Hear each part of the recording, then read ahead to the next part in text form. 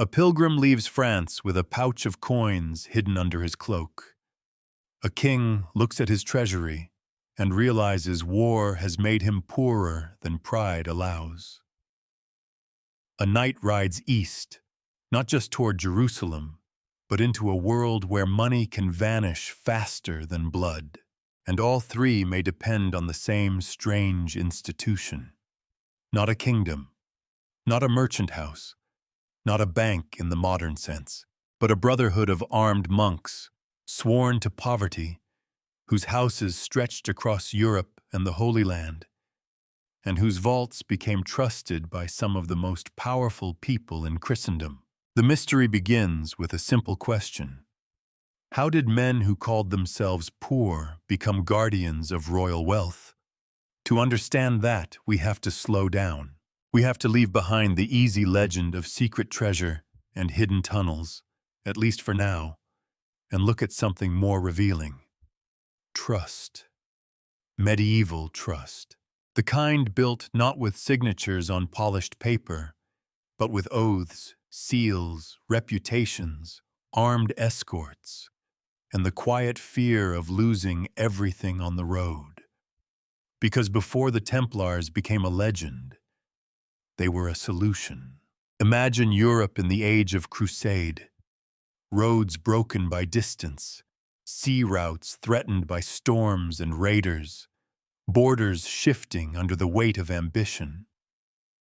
A nobleman could own land in one country, owe money in another, and need to finance a journey to the far edge of the Christian world. A pilgrim might carry a lifetime of savings toward Jerusalem, praying that no robber, dishonest innkeeper, or corrupt official noticed the weight of his purse. Into that world stepped the Templars. They were soldiers, monks, landlords, diplomats, and record-keepers. Their crosses were visible. Their books were not. And somewhere between the battlefield and the counting room, they became something medieval Europe badly needed. A network people believed could keep value safe. Before we venture further into the shadows, take a moment to subscribe, so you never miss a secret that history has tried to forget. Because beneath the red cross was not only a sword, there was a vault. They began, at least in the story they told about themselves, as men with almost nothing. After the First Crusade, when Jerusalem had fallen into Christian hands, victory did not make the road safe. It made the road more crowded. Pilgrims came from the west with swollen hopes, rough maps, borrowed money, and very little understanding of what distance could do to a human body. The journey to the holy places was not a clean line drawn on parchment. It was exhaustion, hunger, suspicion, bad roads, strange languages, and the constant possibility that devotion might end in a ditch before it ever reached the gates of Jerusalem. The earliest Templars entered history in that danger zone. They were not founded as financiers. They were not imagined as keepers of royal treasure. Their first purpose was narrower, almost practical: to protect pilgrims in the new Crusader territories. A small group of knights took religious vows and attached violence to devotion in a way that now feels contradictory, but in their world could seem painfully logical. If the road to holiness was dangerous, then perhaps holiness needed armed guards. That contradiction never left them. They were monks, but not enclosed in a monastery garden. They prayed, fasted, obeyed a rule, and lived under discipline. Yet they also wore armor, held swords, rode horses, and trained for war. They promised poverty, but poverty for a religious order did not always mean the institution owned nothing. It meant the individual brother owned nothing personally. The order could receive donations. The order could hold land. The order could manage estates. And once noble families began giving them farms, mills, rents, vineyards, horses, weapons, and rights over property, the difference between personal poverty and institutional wealth became more than a theological detail. It became the engine of their future power. This is one of the first things people misunderstand about the Templars.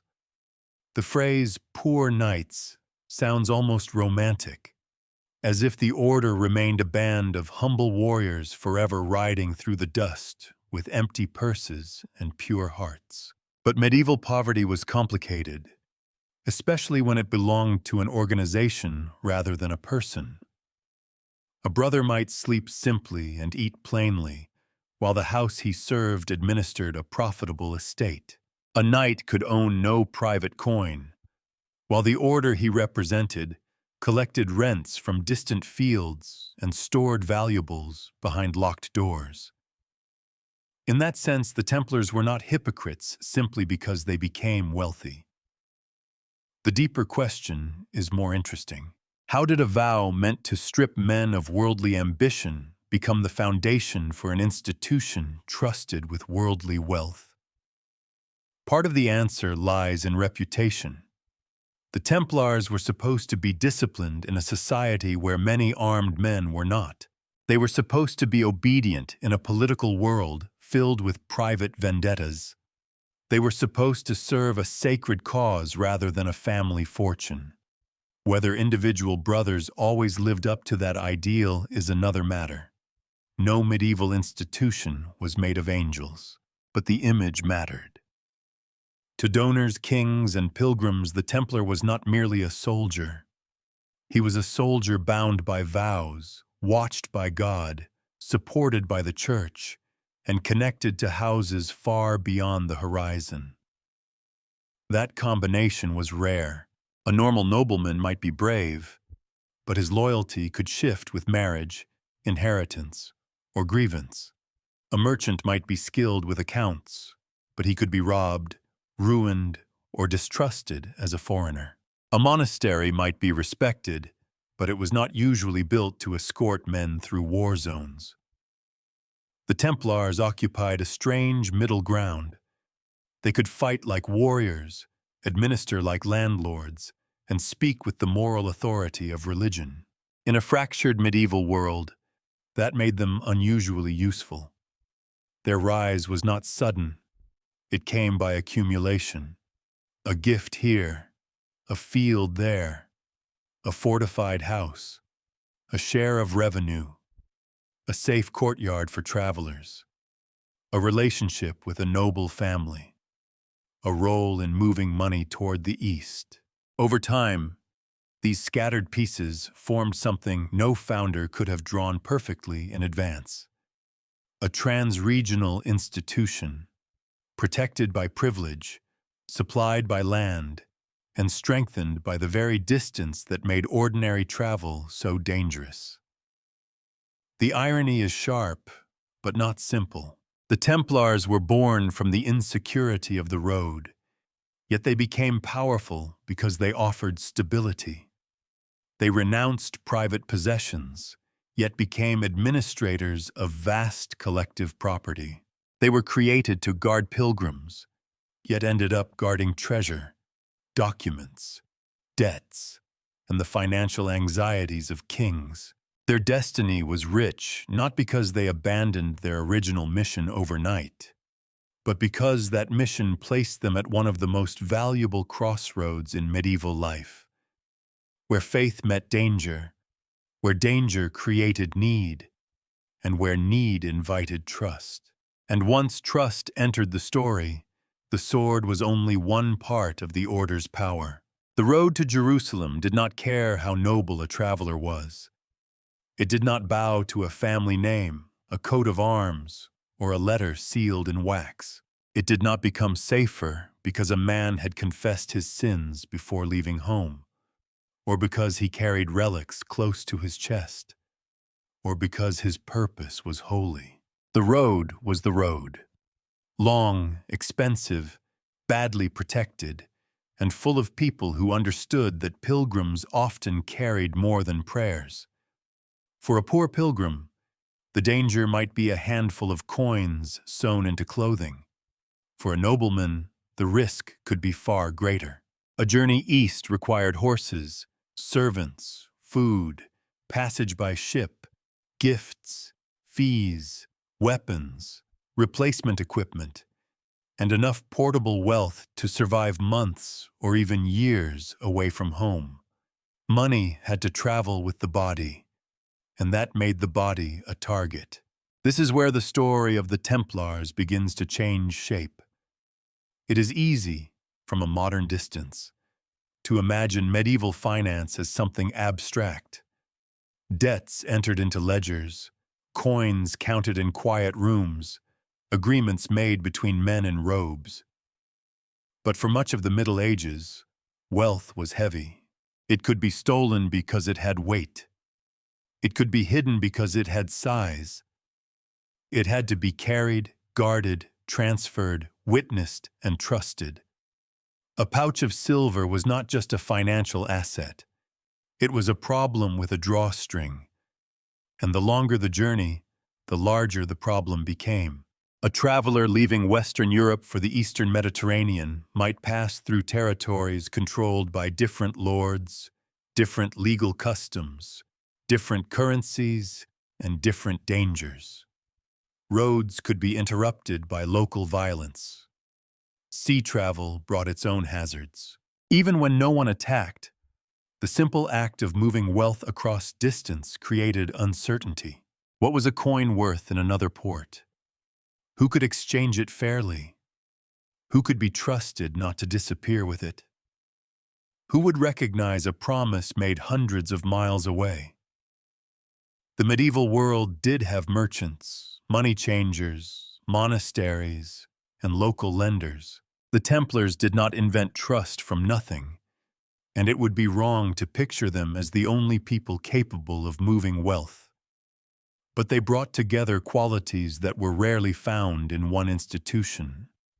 They had houses in many regions. They had a recognized religious identity. They had armed men. They had clerks. They had elite patrons. And they had a mission that connected Western Europe to the Holy Land. That connection mattered because crusading was not merely a military event. It was a logistical event. It required funding before the sword was drawn. Knights mortgaged property. Nobles borrowed against estates. Families arranged support for those who left and those who remained. A crusade could be an act of faith, but faith still had to pay for ships, horses, grain, armor, and time. No army marched on piety alone. Even saints needed supply lines. So the Templars found themselves at the meeting point of devotion and practical necessity. A pilgrim might need to safeguard valuables before departure. A crusader might need access to money after crossing the sea. A lord might need trusted agents to receive, hold, or transfer funds. A king might need an organization with enough reach to handle payments across borders. These needs did not appear because medieval people were suddenly becoming modern bankers. They appeared because distance was dangerous, and danger forced people to invent ways of reducing risk. There is a quiet human fear beneath all of this. Imagine preparing for a journey you may not survive. You sell part of your harvest. You borrow from relatives. You receive coins from a patron. Perhaps you carry rings, seals, or documents proving your rights at home. Every item has meaning. Every item could be lost.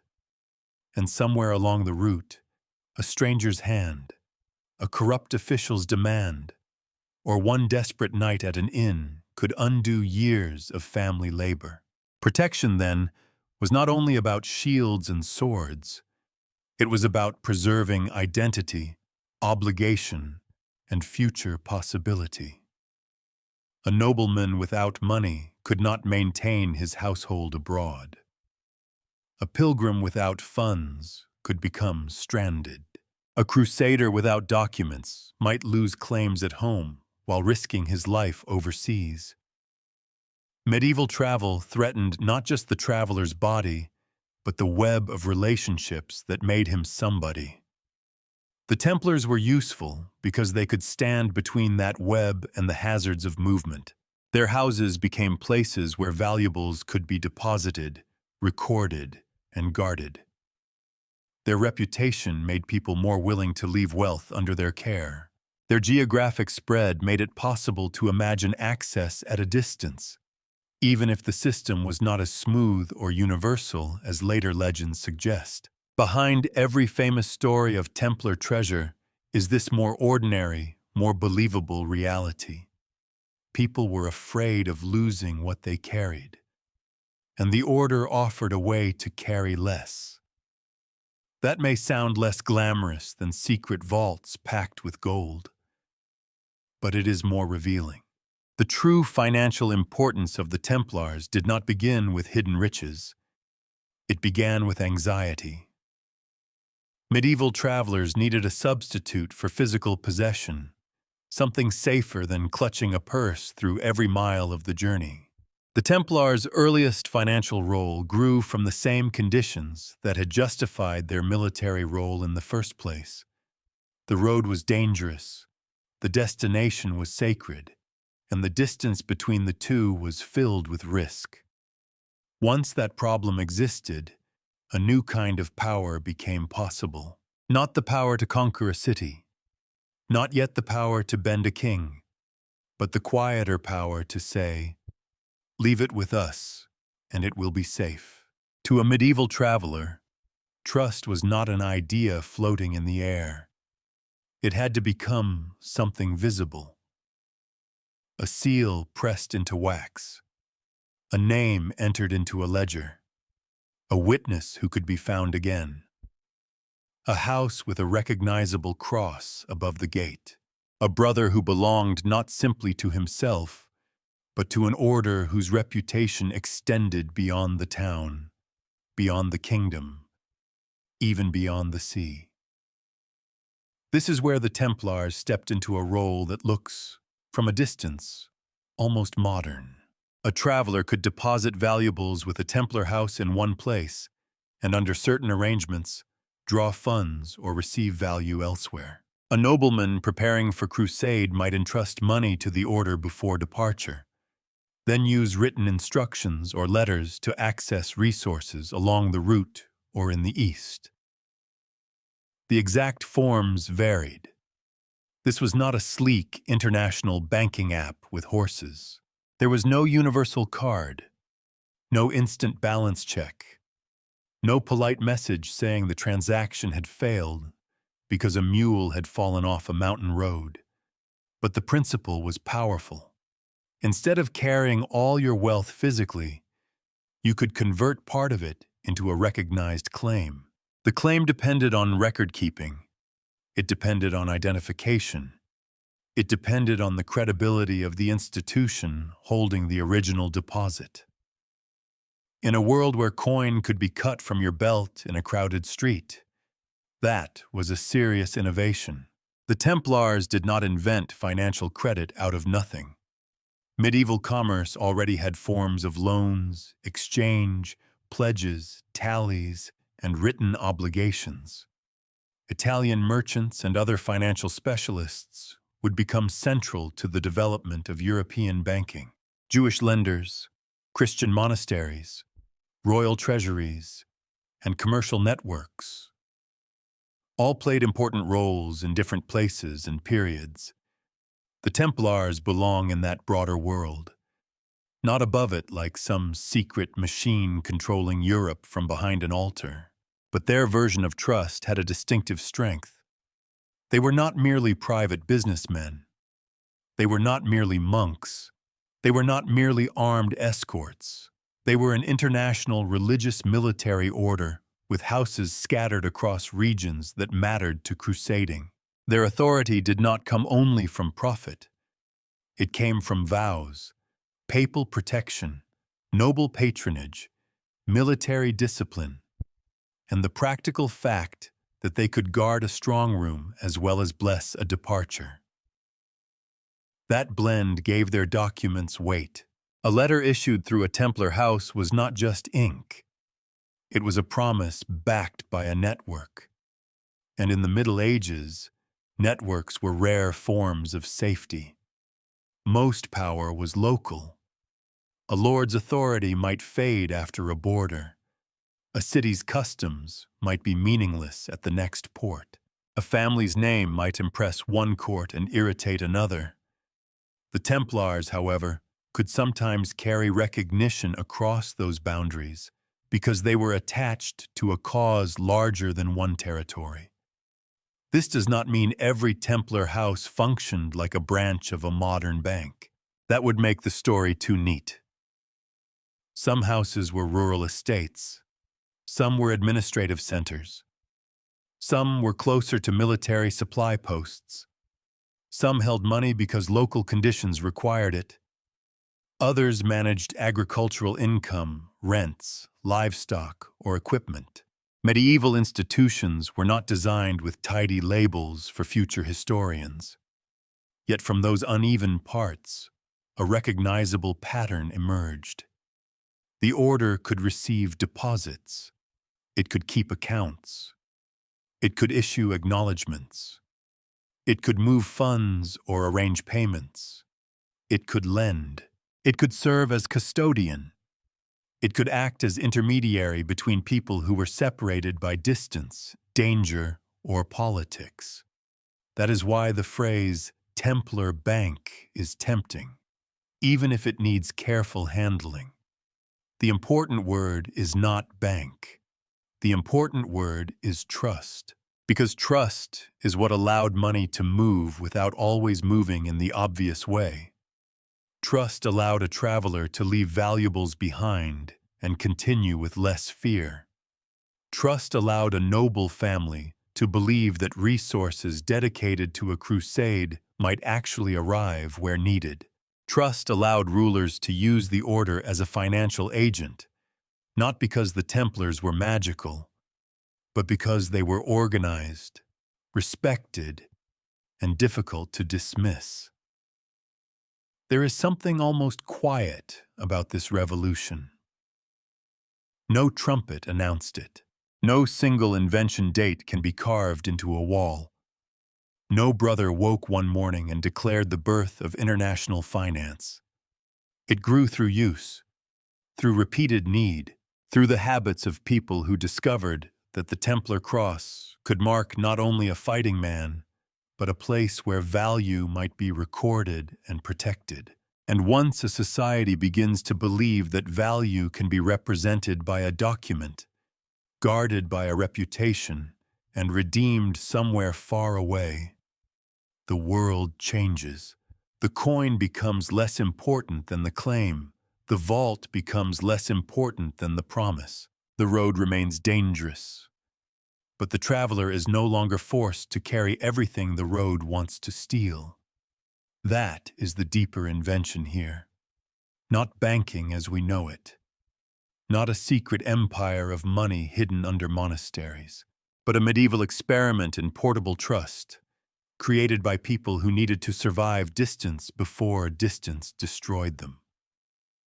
In the end, the Templars did not simply protect pilgrims from robbers. They helped protect wealth from geography. A network is not impressive because its points exist. It is impressive because something can pass between them. By the time the Templars became a familiar presence in medieval Europe, their houses were not scattered randomly like stones dropped from a cart.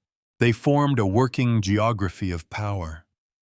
Commanderies in the countryside, urban houses near centers of trade and government, estates producing grain, wine, wool, and livestock, ports connected to the movement of men and supplies eastward, fortresses in the Crusader states, where military need pressed against every decision. The order's strength did not come from one spectacular vault. It came from repetition. A traveler could see the Red Cross in more than one place.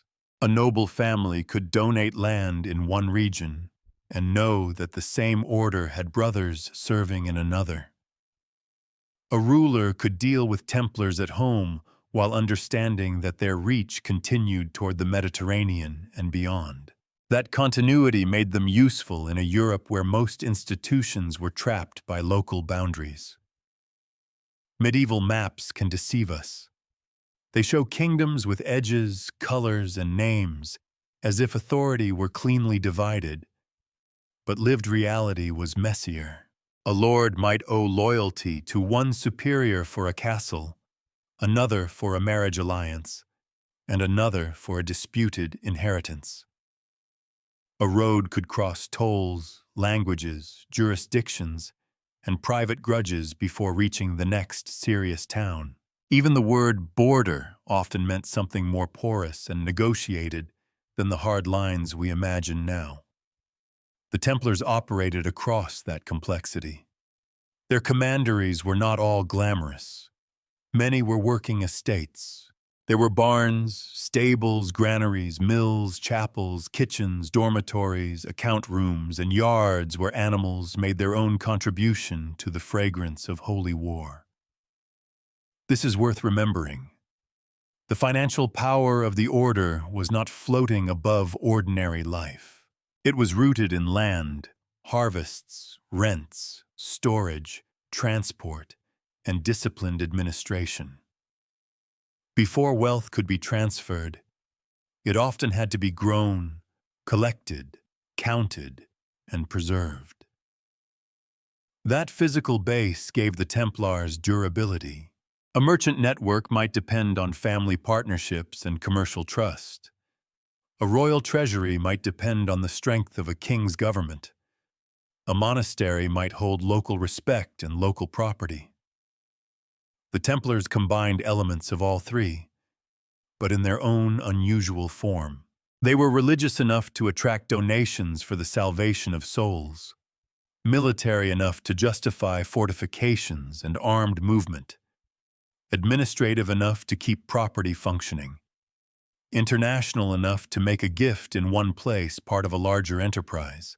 This is why their houses mattered as infrastructure. A commandery was not merely a residence. It could be a collection point, a storage site, a relay station, a place where orders were received and forwarded, a node of memory, where who owed what, who had given what, and who could claim what might be recorded with more care than a traveler expected from the wider world. It may not have looked dramatic from the road. A walled compound, a chapel, a few brothers, servants at work, horses being fed. But inside such ordinary places, the order's larger power became practical. For kings and nobles, this mattered because politics was always hungry. War needed money. Crusading needed money. Diplomacy needed gifts. Marriages needed dowries. Prisoners needed ransom.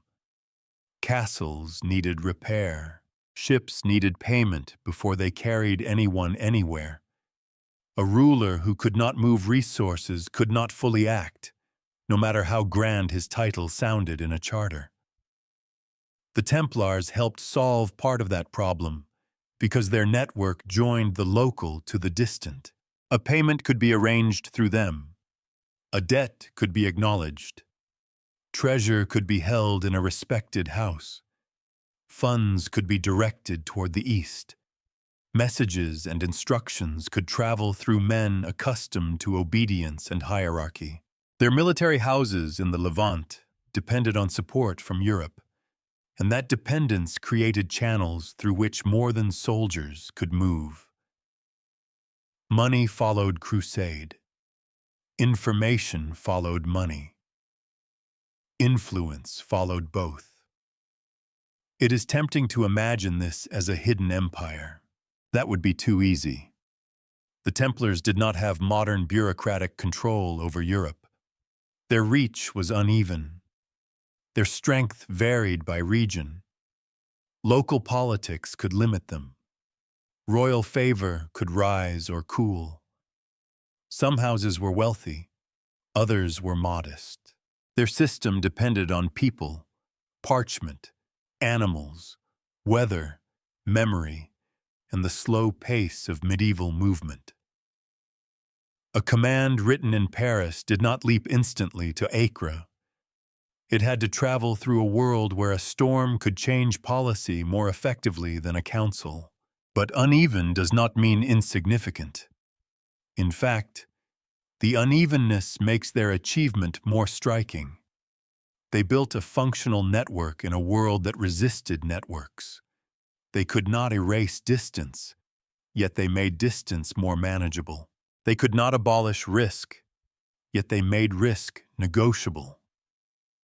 They could not make every road safe, yet they made it possible for wealth, instructions, and obligations to move through a recognizable institutional body. For merchants, nobles, and crusaders, that was a rare advantage. You did not need the Templars to control everything. You needed them to be present in enough important places, trusted by enough important people, and organized enough that a promise made in one house could carry meaning elsewhere. The Order's estates in the West fed and financed its war in the East. Its ports and transport arrangements linked inland wealth to Mediterranean passage. Its fortresses gave it military importance where Crusader survival was most fragile. Its commanderies allowed it to collect resources from a wide social world. Kings, counts, widows, knights, merchants, and ordinary believers hoping that generosity might purchase spiritual benefit. And through all of this, the Templars became more than guardians of pilgrims. They became managers of connection. That phrase may sound plain, but it is the heart of their power.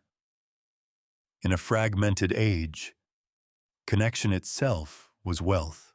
To know who could be trusted, where a document might be honored, where a horse might be supplied, where silver might be stored, where a messenger might be received. These were not small conveniences. They were the difference between intention and action. The Templar network stretched, in imagination and in practice, from the Atlantic world toward the Jordan, from western estates to eastern strongholds, from the counting table to the battlefield. It linked farms to fortresses, donors to campaigns, kings to creditors, pilgrims to protection. A hidden network? Not quite. Much of it was visible to anyone who knew where to look. But its full meaning was harder to see, because the real vault was not only beneath the chapel floor or behind an iron-bound door. It was the network itself, the repeated presence of an order that could turn scattered houses into a system, and a system into trust. The Templar knight is usually imagined on horseback. That is understandable. Armor is easier to remember than arithmetic. A sword catches the eye more quickly than an inventory. A charge across a battlefield has a drama that no stack of receipts can quite match, unless the receipts are very badly organized and someone important is waiting for them.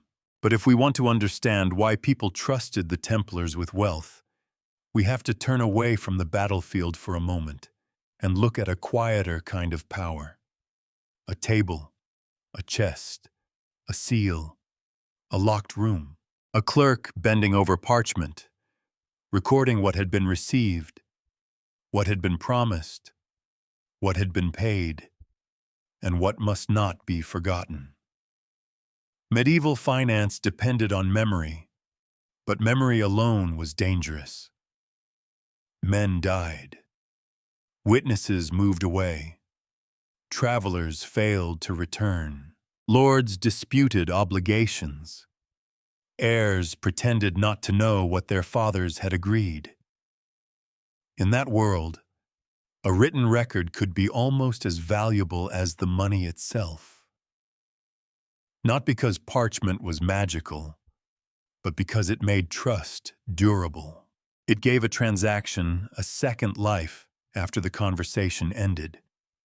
The Templars understood this kind of discipline because their entire order depended on discipline. A brother did not simply wander into a commandery and do as he pleased. The order was hierarchical. Property belonged to the institution. Goods had to be managed for collective purposes. Horses, weapons, clothing, grain, coin, documents, and donations all required oversight. Even an army of holy men cannot function for long if no one knows where the oats have gone. This is the side of the order that legend often neglects. The Templars were not only warriors who happened to possess treasure. They were administrators of a large, scattered machine. Their military reputation may have made them famous, but their administrative competence made them useful. A castle in the east needed supplies from the west. A house in England might hold funds connected to a journey overseas. An estate in France might produce income that supported men who would never see the field where that grain was grown. To keep such a structure alive, the order needed records, accountability, and obedience. Their religious identity helped too. In a society where oaths carried spiritual weight, entrusting property to a religious order felt different from handing it to an ordinary armed lord. The Templars had privileges and protections that set them apart. They were associated with a sacred mission. Their brothers had renounced private ownership, at least in principle, which could make them appear less likely to treat deposited wealth as personal opportunity. Again, this does not mean every individual was incorruptible. The Middle Ages did not produce a special breed of human immune to temptation. But institutions are often trusted not because every member is perfect, but because the structure around them discourages betrayal and punishes disorder. The Templars offered that structure. Their seals mattered because a seal was identity made visible. Their inventories mattered because they turned possession into record. Their treasuries mattered because they combined physical security with institutional recognition. A chest inside a Templar house was not just a box with metal fittings. It sat inside a system of authority, guarded by men whose reputation was part of the value being protected. And reputation, once established, can become a form of currency. This is one reason the Templars became attractive custodians for other people's wealth. They possessed a rare mixture of qualities. They were pious enough to inspire confidence, militarized enough to deter theft, organized enough to maintain accounts, and widespread enough to make their promises useful beyond a single town. A local strongroom might be secure, but only locally. A noble's castle might be formidable, but it belonged to a family with enemies. A royal treasury might be impressive, but kings had a habit of needing money urgently and interpreting custody in creative ways. The Templars, by contrast, could appear neutral, or at least more neutral than many alternatives. That appearance was not always the same as reality. They had political relationships. They accepted royal favor. They held land through grants from powerful families. They were deeply embedded in the conflicts of their age, but compared with a rival noble, a local moneylender, or a factional court official, they could seem like a safer pair of hands.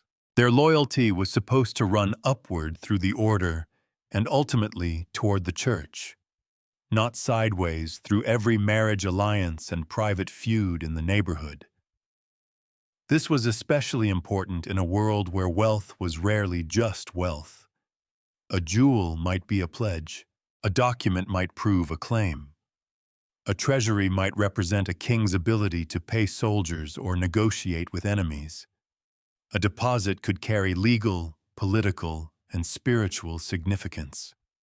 To guard such things required more than a lock. It required witnesses, reputation, procedure, and a fear of consequences if the trust were broken. The Templars had another advantage: secrecy, or at least controlled access. We should be careful with that word. Secrecy has been made to carry too much weight in later stories about the Order. It does not mean every Templar house was a chamber of forbidden knowledge, or that every locked chest contained a mystery waiting for a novelist.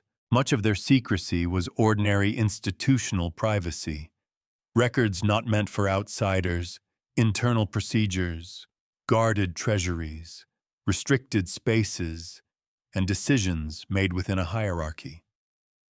Yet even ordinary secrecy can become powerful when combined with money. People trusted them partly because they did not expose everything. A treasury that anyone can inspect is not a treasury for long.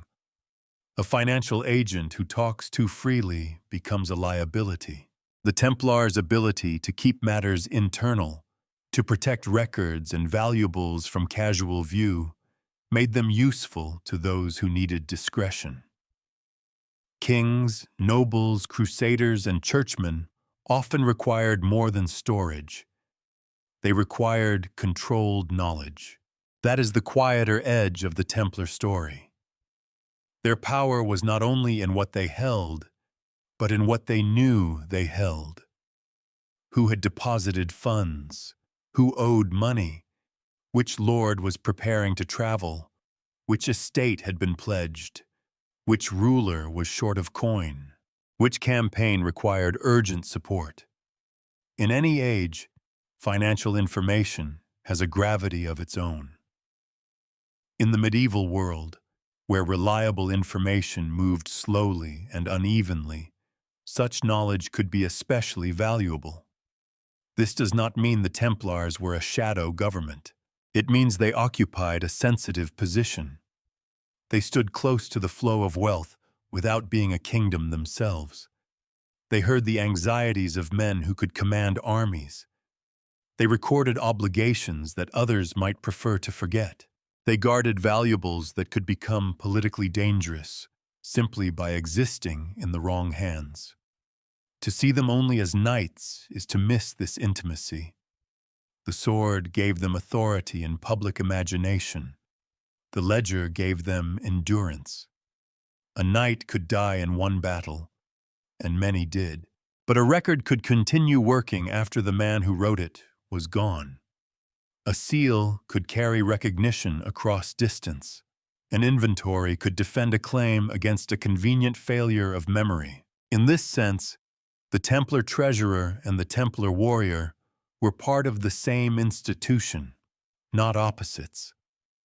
The man who guarded a road and the man who guarded a chest were both answering the same medieval fear, that what mattered could be lost before it reached its purpose.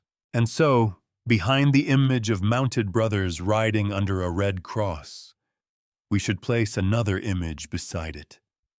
A brother counting coins by weight, a clerk checking a seal, a chest being closed, a name being written down carefully because someone, somewhere, may one day need proof.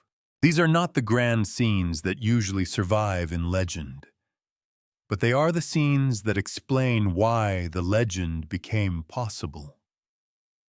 The Templars were trusted because they made wealth feel less exposed. They wrapped it in ritual, record, discipline, force, and sacred reputation. They turned custody into an art of controlled confidence. And in the medieval world, that was a power as real as any fortress wall. Sooner or later, the kings came to the counter. Not always literally, of course. Medieval kings did not stand patiently in line while a Templar clerk asked them to confirm the spelling of their name. But the image is useful because it brings royal power down to human scale. A king could wear a crown, command armies, issue charters, and speak in the language of divine authority, and still need someone to hold his money, advance him funds, arrange payments, or help manage the expensive machinery of rule. Power did not remove financial need. It enlarged it. A king's world was costly in ways that never stopped multiplying. War consumed silver with astonishing speed. Castles needed repair. Mercenaries needed pay. Marriages had to be negotiated with gifts and dowries. Diplomats traveled with expectations, not empty hands. Ransoms, crusading vows, court ceremonies, disputes with rivals, and the endless maintenance of loyalty all required resources that were not always available at the right moment, in the right place, in the right form. So rulers looked for institutions that could help turn wealth into action. The Templars were one such institution. Their role varied from kingdom to kingdom and from reign to reign. This matters. There was no single medieval arrangement in which every monarch depended on the order in the same way. In some places, the Templars were deeply woven into royal finance.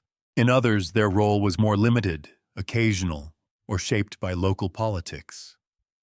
A king might use them as custodians at one moment, borrowers at another, intermediaries in a separate transaction, or trusted holders of valuables during a period of uncertainty. Their usefulness lay in flexibility. They could lend.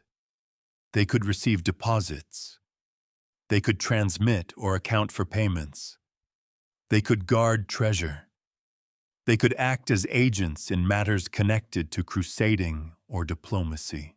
And because their houses existed across political boundaries, they could sometimes serve rulers who needed financial reach beyond the immediate grasp of the crown. One example often used is King John of England. John's reign is remembered for many things, few of them flattering. He quarreled with barons, clashed with the church, lost lands in France, and became permanently attached to the story of Magna Carta. But he also illustrates something practical about royal finance.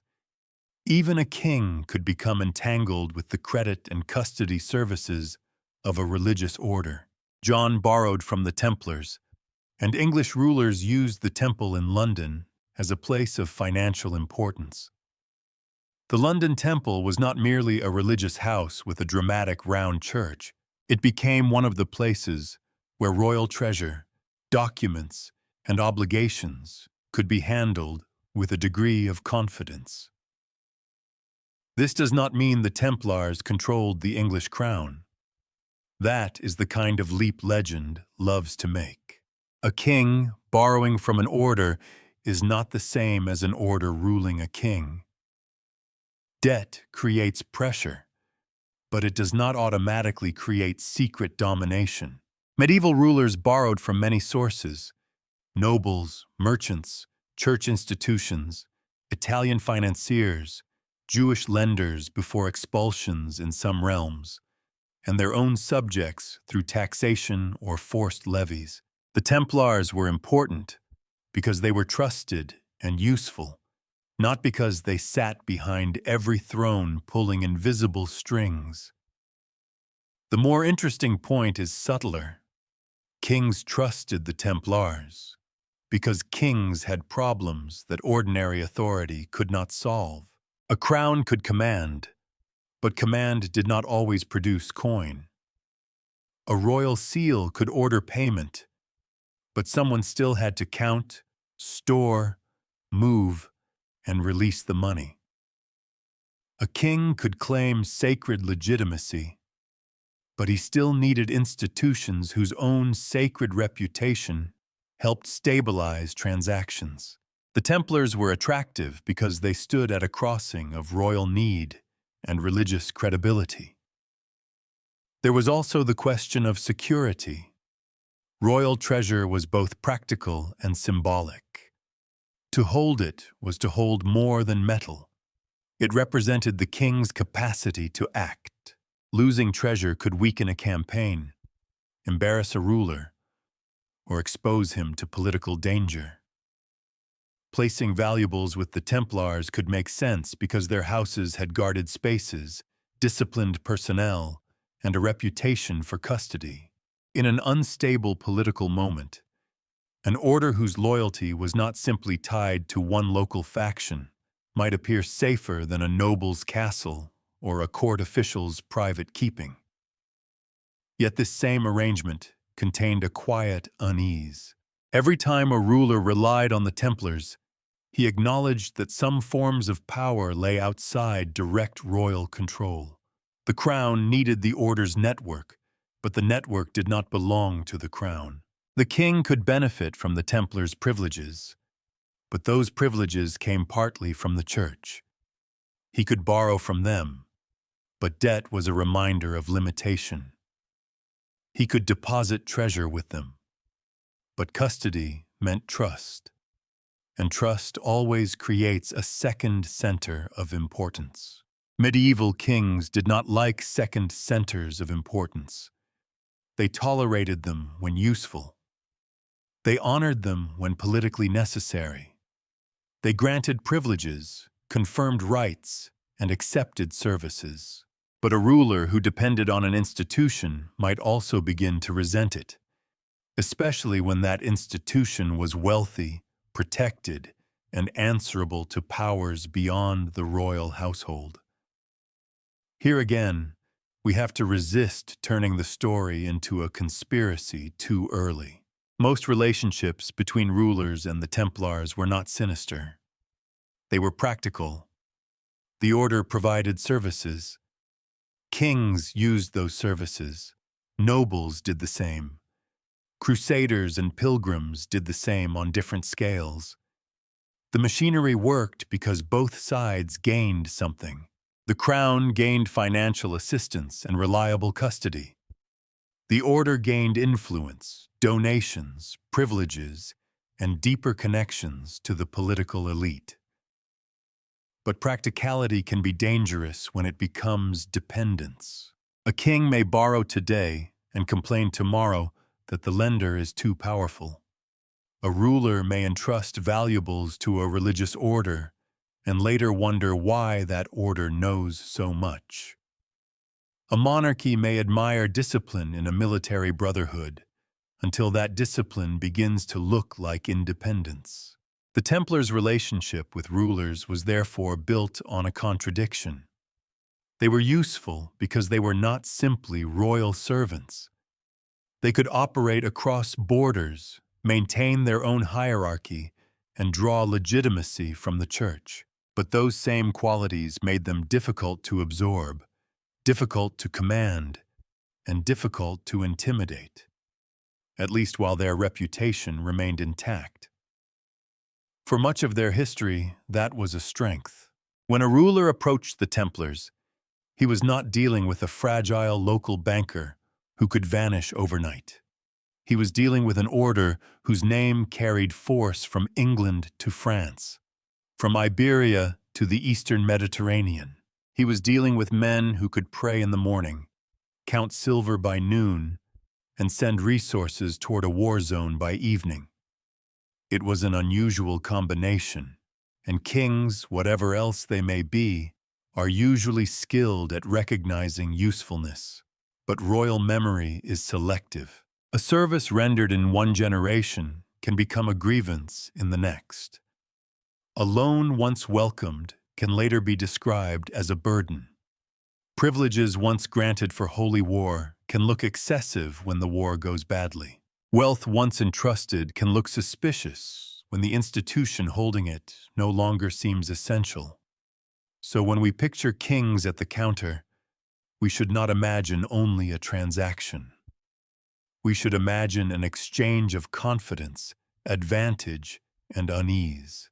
The Templars helped rulers solve the daily problem of turning authority into money and money into action.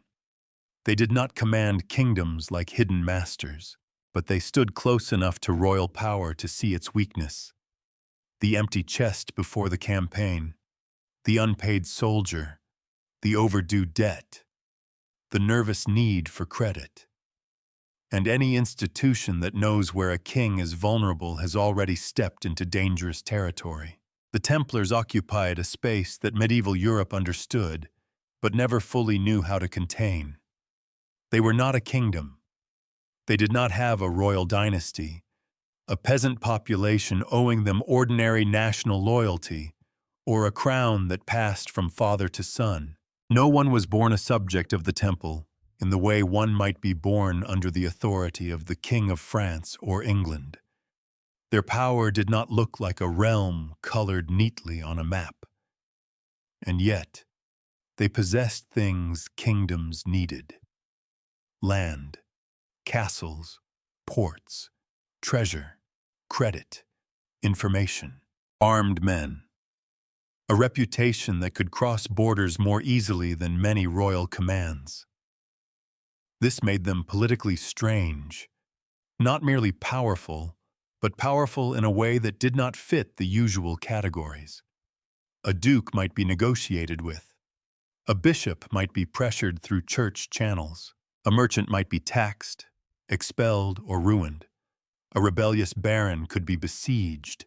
But what was a king supposed to do with an order of warrior monks, whose privileges came from the papacy, whose estates were spread across several realms, and whose purpose was wrapped in the language of holy war? That question did not have one simple answer. For much of their history, rulers dealt with the Templars pragmatically. They confirmed donations, borrowed money, used their houses, consulted their officials, and relied on their logistical skill. In return, the Templars gained protection, favor, and access to the highest levels of society.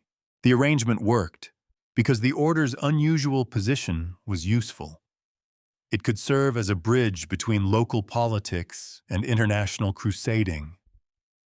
It could hold resources for a sacred military cause, while also handling the less sacred financial needs of aristocrats and kings.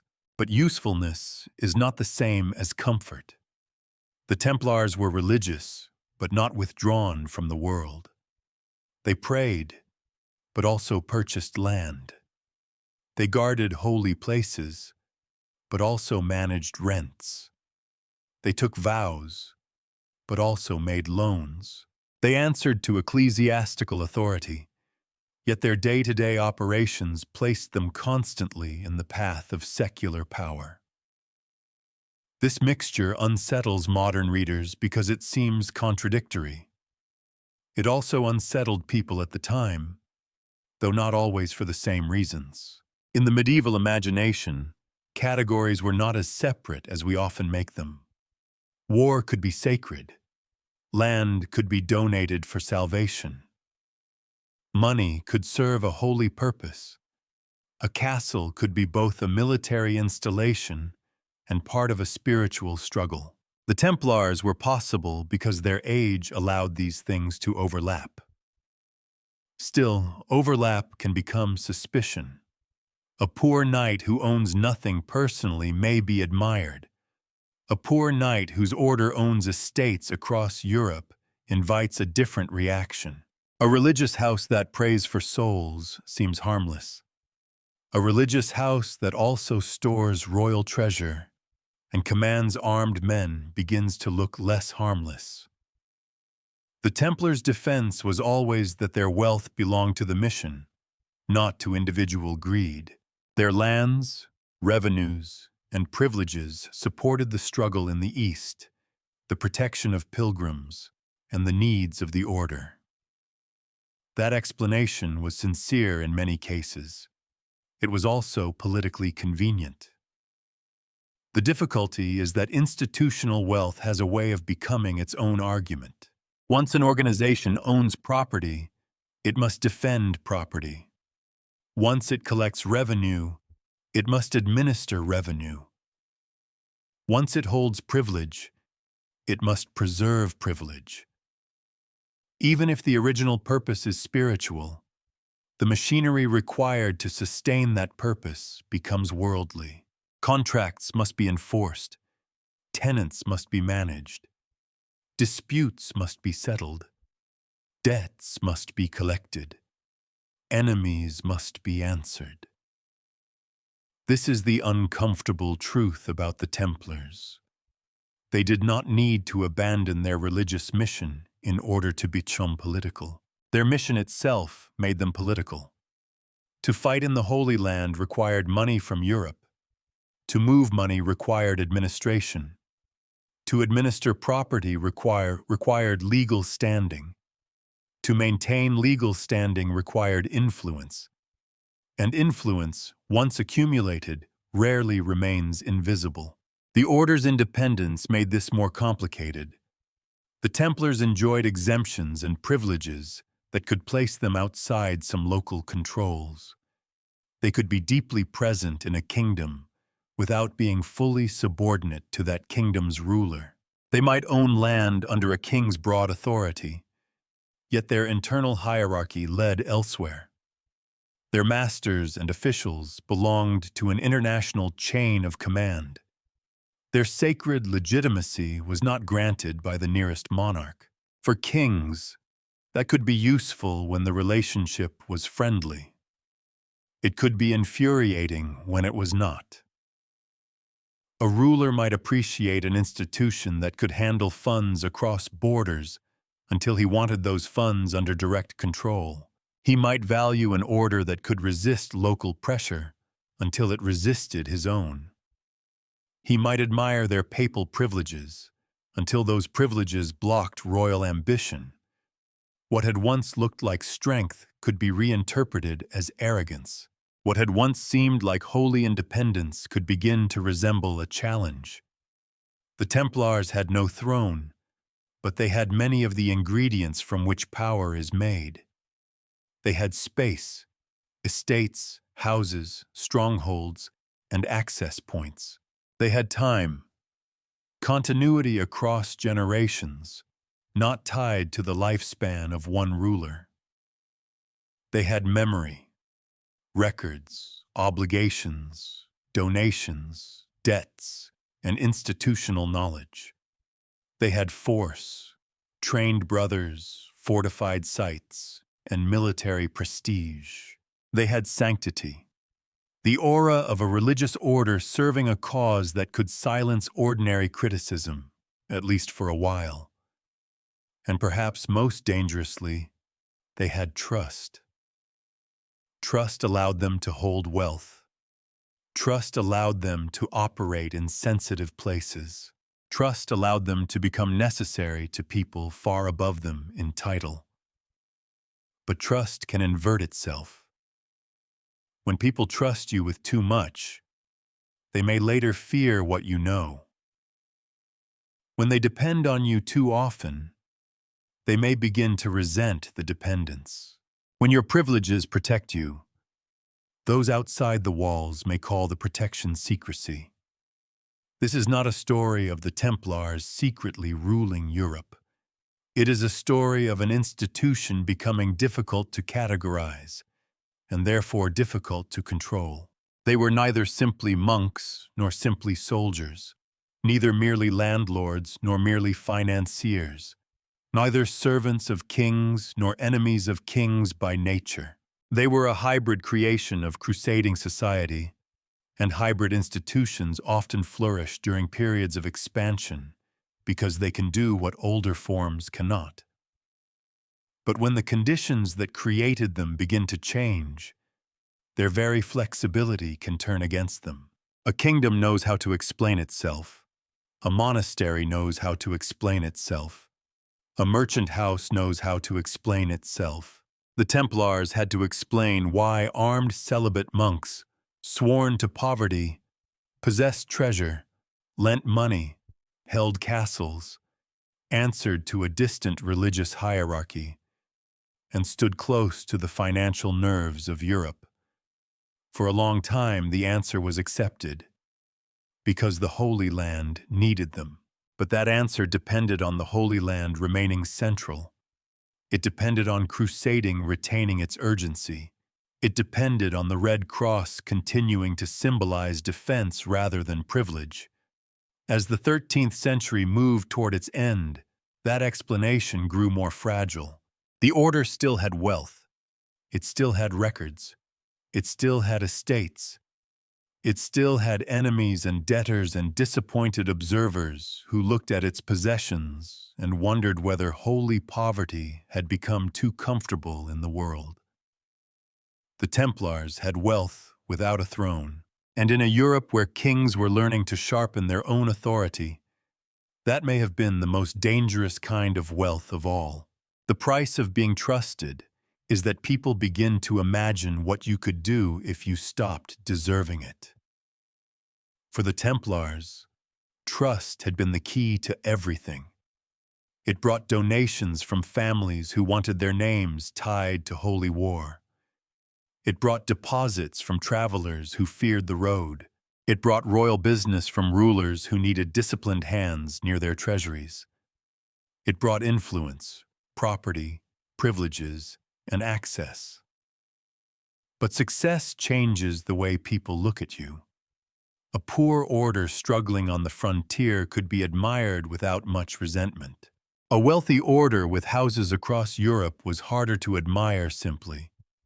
By the late 13th century, the Templars no longer appeared only as defenders of pilgrims or as desperate warriors holding the line in the East. To many observers, they were also landholders, creditors, privileged clerics, and men behind locked doors. Their wealth was visible enough to provoke envy, but their internal life was private enough to feed suspicion. That combination was dangerous. It is not necessary to imagine that everyone hated them. They still had supporters. They still performed useful services. They still belonged to a religious world that valued crusading, donation, and military sacrifice. But a powerful institution does not need universal hostility to become vulnerable. It only needs enough resentment in the right places, at the wrong moment, under a ruler willing to turn suspicion into policy. The Templars' privileges were part of the problem.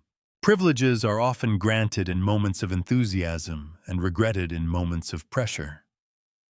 When the order was expanding the cause of the crusade, exemptions from certain local obligations could look like sacred protection.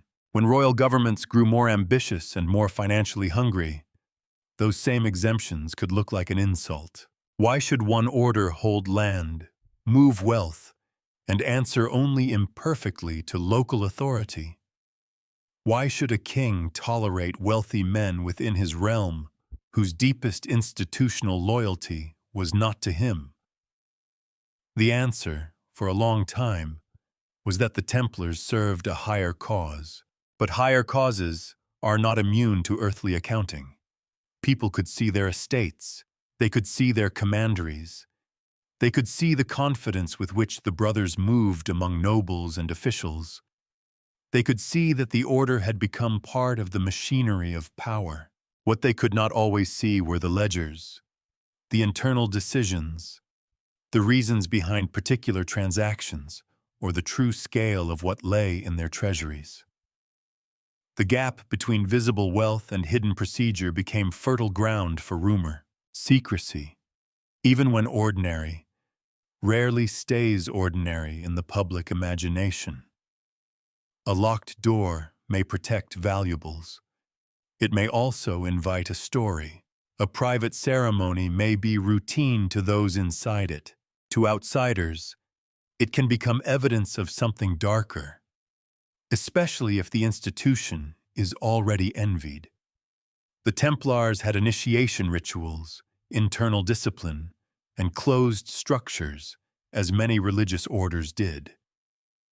Later accusations would turn such things into material for scandal. Some claims would be sensational. Some would be extracted under fear.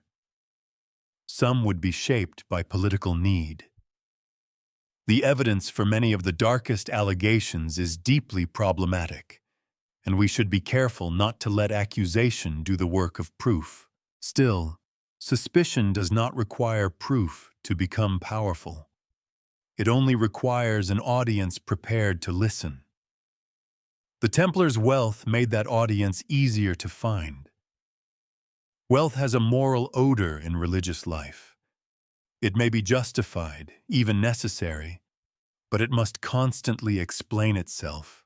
A monk with a rich treasury is always vulnerable to the charge that poverty has become performance. A military order with estates and creditors must always insist that its resources serve a mission rather than appetite. The more complex the institution becomes, the harder that explanation is to keep clean. This was not only a problem for the Templars. Medieval religious houses often faced criticism over wealth, privilege, and comfort. But the Templars carried an additional burden. They were armed. Their riches did not sit inside a peaceful abbey alone. They were connected to fortresses, war, debt, and international authority. A wealthy monastery might be criticized as complacent.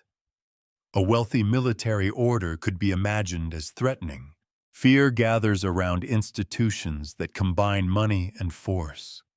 Add sanctity to that mixture, and the fear becomes harder to confront openly. One could criticize a greedy noble with relative ease. One could complain about a tax collector with enthusiasm, if not always safely. But a religious military order tied to the defense of the Holy Land occupied moral high ground. Attacking it required either great courage, great evidence, or great political convenience. Eventually, political convenience would arrive. Before that moment, resentment worked more quietly. It lived in the minds of debtors who disliked their obligations. It lived among officials who wanted tighter royal control. It lived among critics who questioned whether the military orders had failed in the East. It lived in the uneasy admiration of people who saw the Templars as necessary but excessive, useful but too privileged, holy but too rich. The same qualities that had built confidence could be turned upside down. Their discipline could become arrogance. Their secrecy could become guilt. Their autonomy could become rebellion. Their wealth could become corruption. Their international network could become a threat. Their loyalty to the church could become disloyalty to the king. This is one of the coldest lessons in the Templar story. Reputation is not a wall. It is a surface. Under the right pressure, it can be painted over with a different meaning. For generations, the Red Cross had told one story: sacrifice, defense, order, holy duty. But symbols do not control their own interpretation forever. When the political climate changed, the cross could be made to suggest concealment, pride, or dangerous separation from ordinary law. The Templars did not need to become fundamentally different men for others to begin describing them differently. Sometimes history turns not when an institution changes, but when the story told about it becomes useful to someone else. That does not make the order innocent of every criticism. They were powerful. They were privileged. They operated in a world of property, money, and influence. They were not merely victims of misunderstanding, floating above medieval politics. Their success had real consequences. Their estates affected local economies. Their exemptions irritated local authorities. Their financial dealings placed them near conflicts of interest. Their military failures, whether fair or not, damaged the moral argument for their continued wealth. But there is a difference between criticism and destruction. Many institutions are criticized. Far fewer are broken. To break the Templars, resentment had to be organized. Suspicion had to be given legal form. Rumor had to become testimony.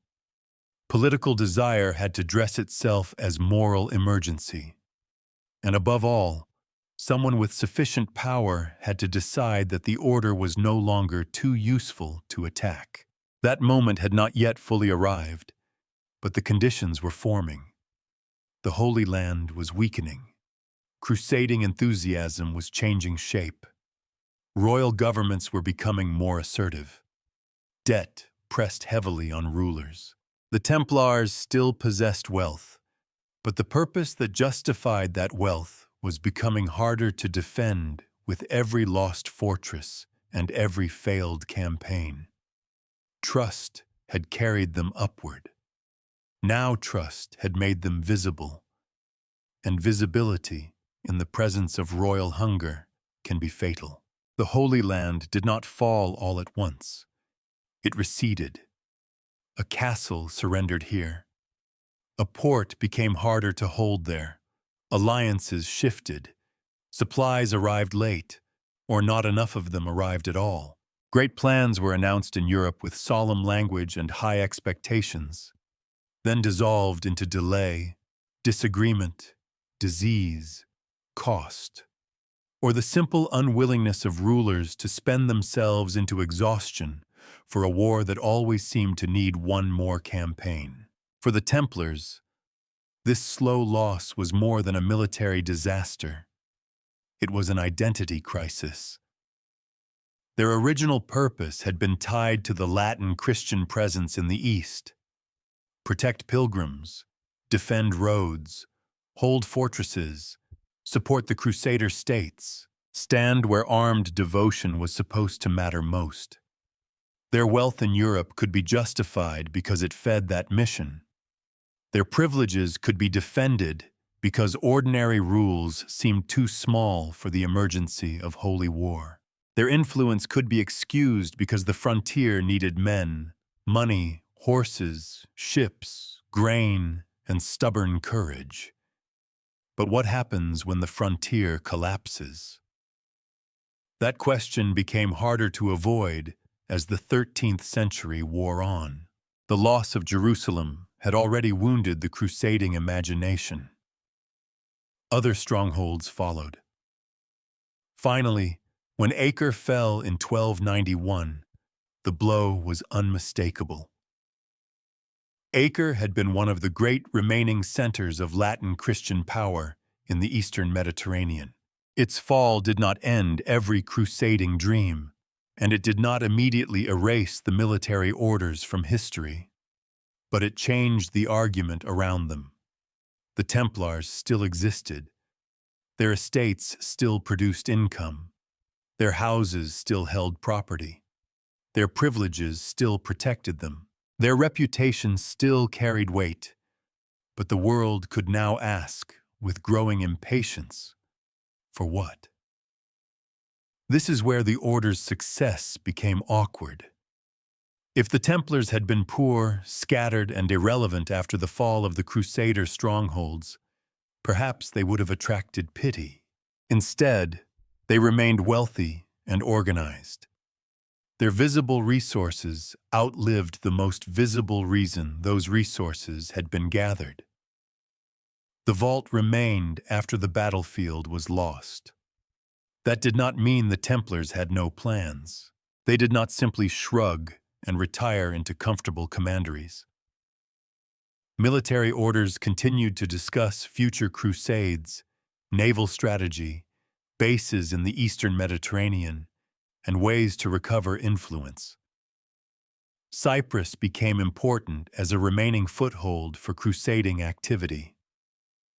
Proposals circulated, hopes endured. In medieval politics, a lost cause could remain administratively alive for a very long time, especially when careers, properties, vows, and reputations depended on it. But hope is not the same as legitimacy. The order's defenders could say that another crusade might come. Critics could ask why so much wealth should remain in the hands of men whose defining mission had failed. Supporters could answer that the failure belonged to all Christendom, not to the Templars alone.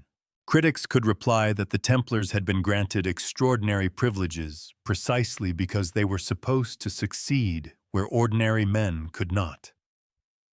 Neither side had to be entirely fair. Historical pressure rarely is. It is important not to blame the Templars simply for losing the Holy Land. The Crusader states were fragile political creations, dependent on manpower and money from far away, surrounded by powerful regional forces, and weakened by rivalries among Christians themselves. No single order could solve all of that. The Templars fought, negotiated, supplied, and died in the East for generations. Their failures were part of a much larger failure. But reputation does not measure responsibility with perfect justice. The public image of a military order depends on military purpose. When that purpose becomes difficult to fulfill, people begin to notice other things. They notice estates. They notice exemptions. They notice treasuries.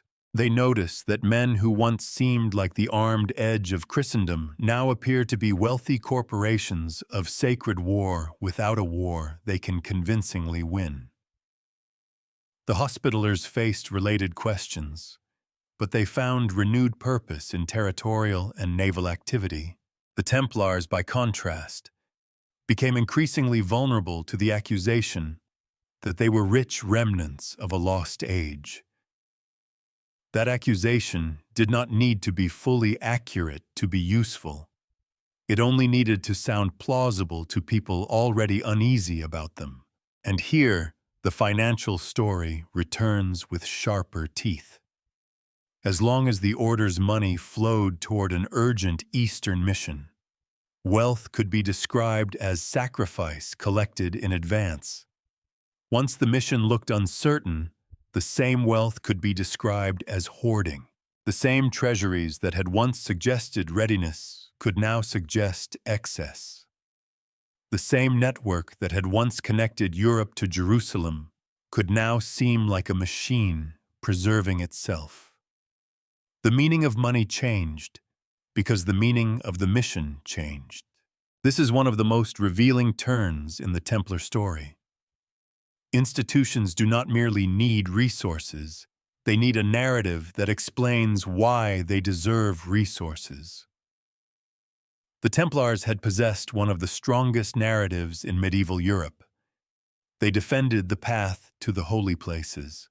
When that path could no longer be defended in the same way, their wealth did not disappear, but the story around it weakened. A chest of silver is never just a chest of silver. In one political moment, it is funding for a sacred campaign. In another, it is evidence that someone has too much.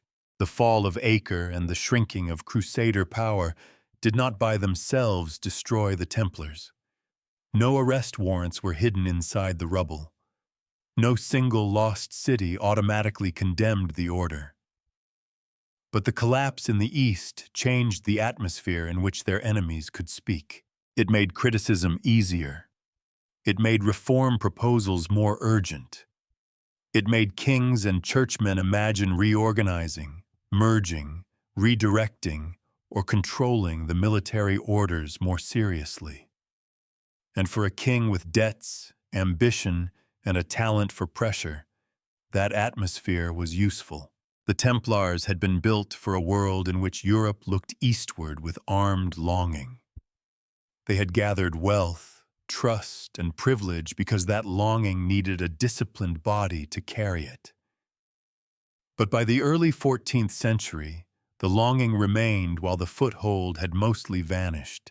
The dream survived, but the structure supporting it looked increasingly exposed. They were still guardians. But of what? A memory? A future crusade? Their own estates? The money others had placed in their hands? A sacred duty waiting for history to turn favorable again? The answer depended on whom you asked. To loyal brothers, the mission was wounded, not dead. To critics, the order had become a wealthy institution searching for a reason to continue. To rulers with financial appetites, the distinction may have mattered less than the opportunity. The Holy Land's loss did not empty the Templar vaults. It made the vaults harder to explain.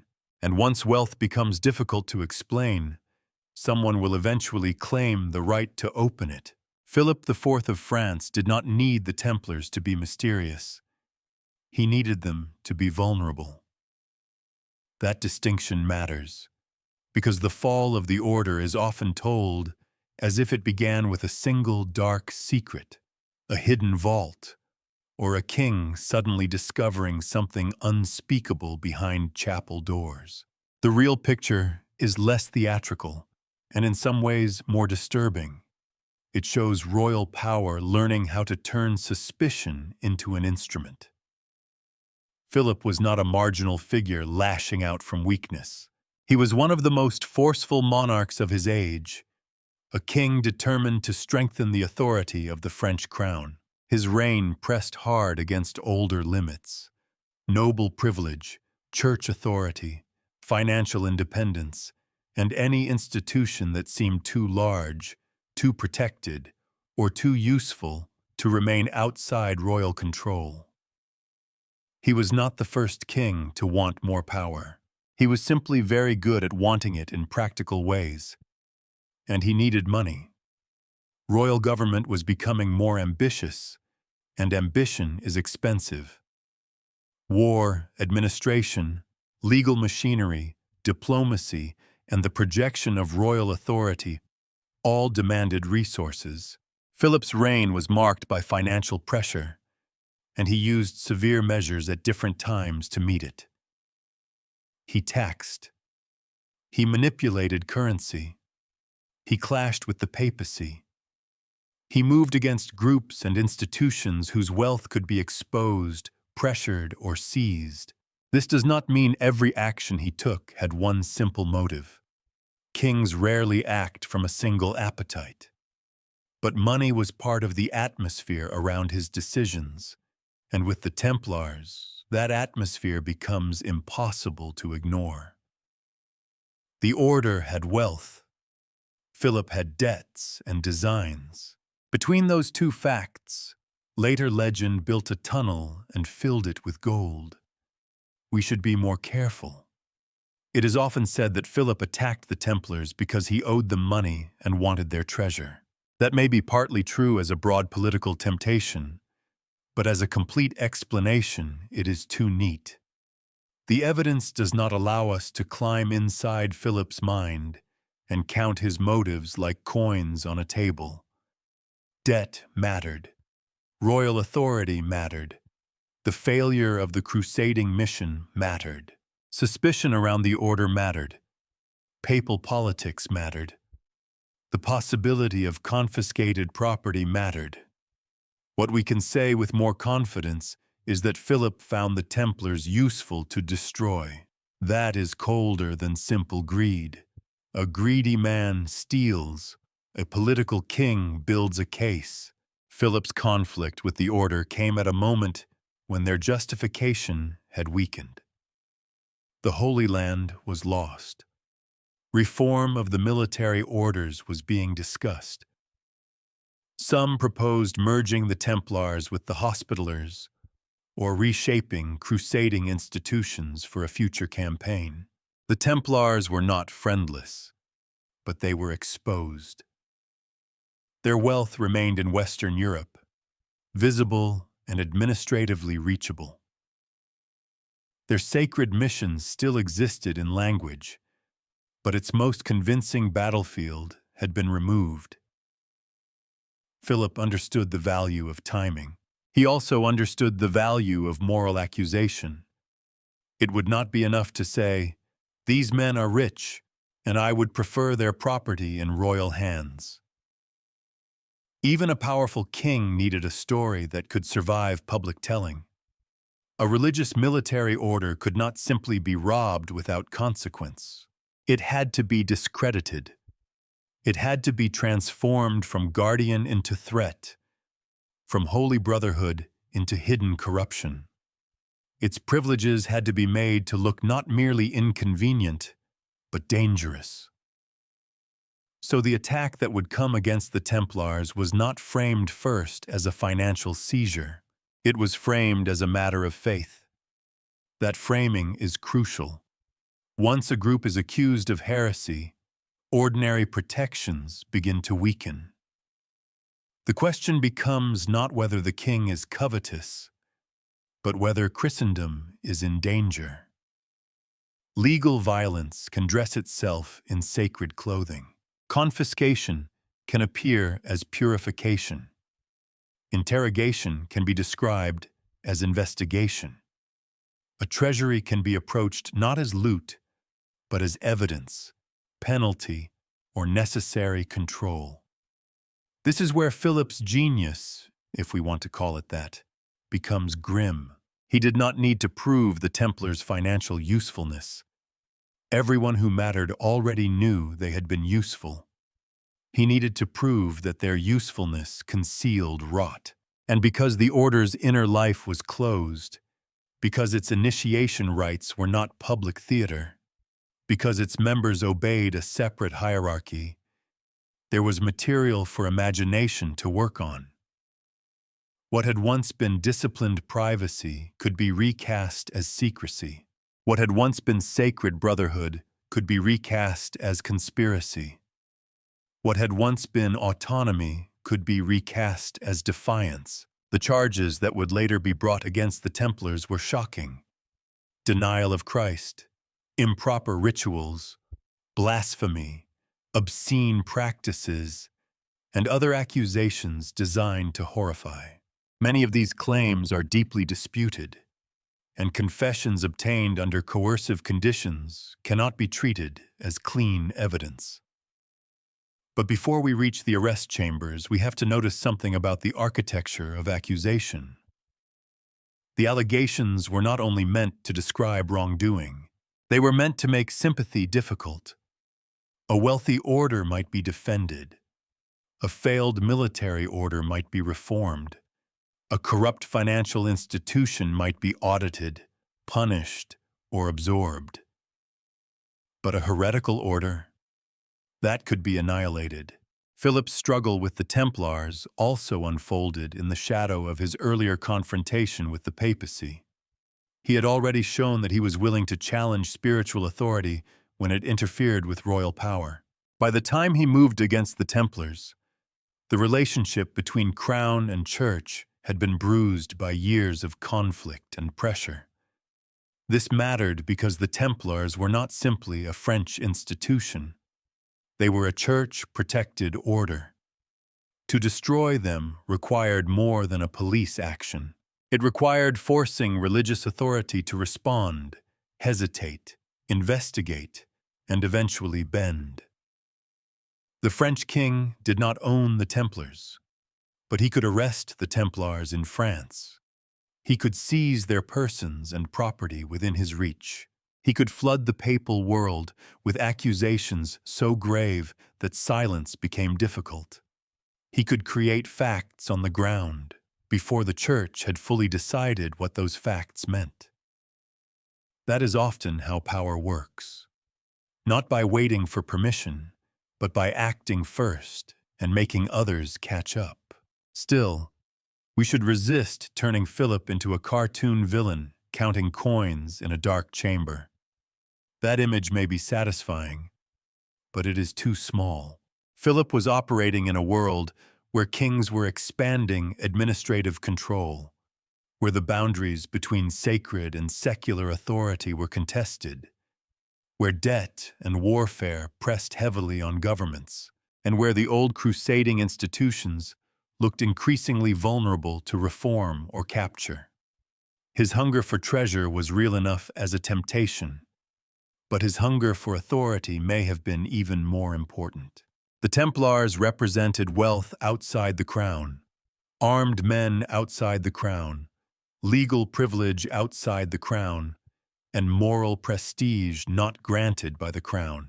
They were a reminder that medieval kingship, even at its strongest, still had to share the world with older loyalties and supranational institutions. Philip wanted a more obedient political landscape. The Templars stood in the way simply by existing as they were, and their wealth made that existence harder to forgive. A poor independent order might be annoying. A wealthy independent order was an opportunity wrapped in irritation. Its destruction could solve several problems at once: weaken a privileged body, assert royal power, answer public suspicion, redirect property, and demonstrate that even men under the sign of the cross could be dragged before the machinery of the state. That machinery was already being prepared. Documents would be gathered, orders would be sealed, accusations would be coordinated. Men who had ridden under one of the most recognizable symbols in Christendom would soon wake to discover that the trust they had accumulated over generations could be reversed in a single morning. Philip did not have to unlock every Templar vault. First, he had to unlock the public imagination. He had to make people believe that behind the order's wealth there might be contamination. Behind its vows, betrayal. Behind its discipline, a secret shame. Whether those claims were true, exaggerated, coerced, or manufactured would become the terrible question of the trials. But by then, the king would already have what he needed most: not proof, momentum. The morning of the arrests was not a burst of chaos. It was organized. That is what makes it chilling. Not a mob surging against a hated house. Not a rumor turning suddenly into violence. Not a handful of local officials improvising in panic. Across France, on Friday, October 13th, 1307, royal orders moved with careful timing. The king's men arrived at Templar properties with instructions already written, accusations already shaped, and a machinery of detention ready to receive men who, only the day before, still belonged to one of the most honored military orders in Christendom. The date has become famous for the wrong reasons and the right ones. It is tempting to treat it as the birth of a curse, a sinister Friday wrapped in superstition. But the true darkness of that morning does not need folklore. It lies in the administrative precision. A religious military order was not defeated first on a battlefield, but by sealed letters, synchronized action, and the sudden conversion of trust into suspicion. Imagine a Templar brother waking before dawn. He may have expected the ordinary rhythm of the house: prayer, work, accounts, meals, instructions, perhaps the management of property or the handling of correspondence. Some brothers were old. Some had never been famous warriors. Some were administrators, servants of the order's estates, men whose daily life was far removed from the dramatic frontier of crusading memory. They did not wake as legends. They woke as members of an institution. Then the doors opened to royal authority. The accusations were extraordinary. The Templars were charged with heresy, blasphemy, denying Christ, spitting on the cross, improper rituals, and other acts meant to horrify Christian society. These claims struck directly at the heart of their identity. The order had presented itself as a defender of the faith. Philip's case required that same order to be seen as corrupted at its core. The violence of the accusation was deliberate. A financial charge might have produced dispute. A political charge might have produced negotiation. But heresy made the matter existential. If the Templars were heretics, then their wealth was not merely excessive, it was polluted. Their secrecy was not merely institutional, it was evidence. Their vows were not merely complicated by power, they were camouflage. That is why we have to move carefully here. Many of the confessions associated with the Templar trials came under conditions of imprisonment, pressure, and torture. Some men admitted to shocking acts. Others later withdrew their confessions. Some maintained innocence. Some may have said what interrogators wanted because pain, fear, isolation, and the threat of death can break the boundary between truth and survival. When a confession is extracted in such conditions, it cannot be treated like a clear window into reality. It is evidence of something, but not always of the thing it claims. It may be evidence of fear, evidence of method, evidence of the power of a prepared accusation, evidence of what royal and inquisitorial pressure could do to a captive man. The darkest allegations against the Templars must therefore be marked with caution. Denial of Christ, ritual obscenities, and secret blasphemies remain uncertain as descriptions of actual order-wide practice, especially where they rest on testimony gathered under coercive conditions. This does not mean every word spoken in the trials was automatically false. History rarely gives us that comfort. Some brothers may have described irregular customs, harsh initiation practices, symbolic gestures, or local behaviors that later interrogators interpreted through a more sinister lens. Others may have repeated rumors. Some may have confessed under torture and later tried to save themselves by confirming what had already been said. The record is not clean. It is damaged by the way it was produced. That damage is part of the story.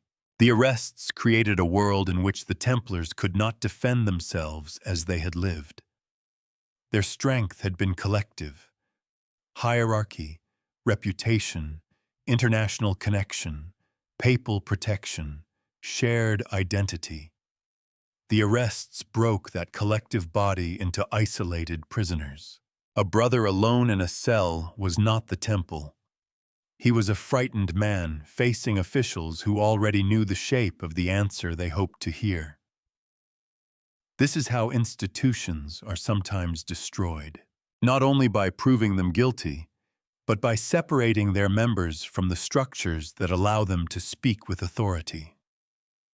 The order's network had once carried money, letters, confidence, and command.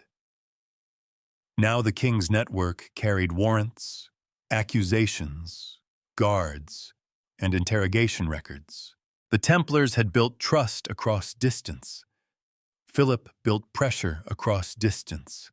And on that morning, pressure moved faster. The public effect was devastating.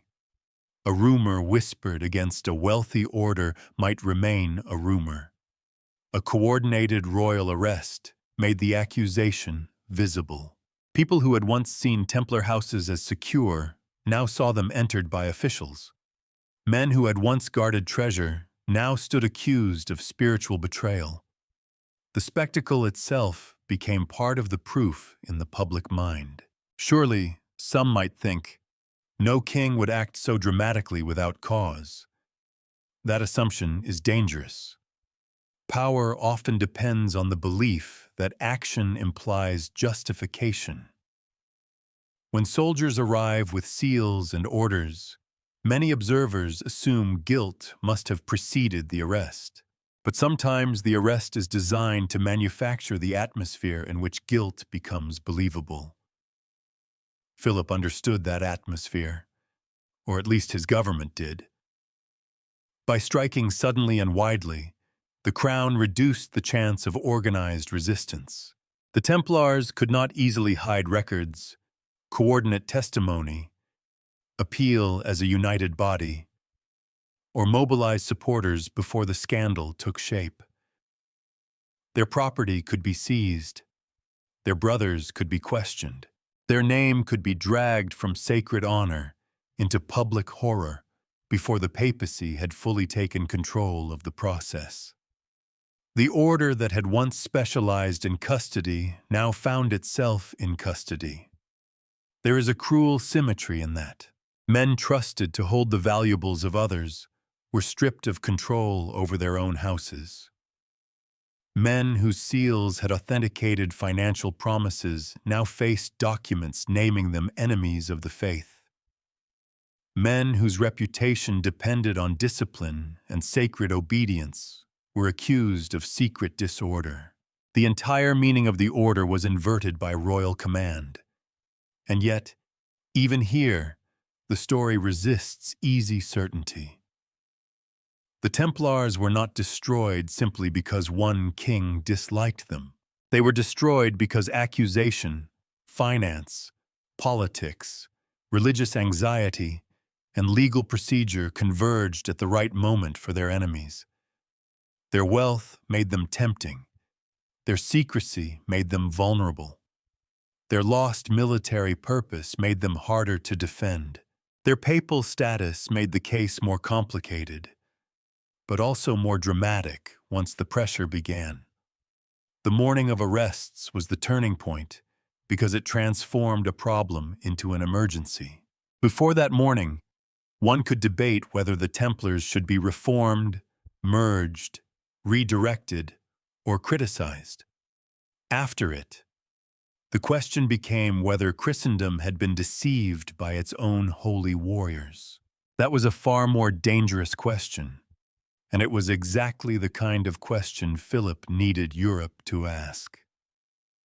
For the arrested brothers, the grand politics of the matter may have been distant.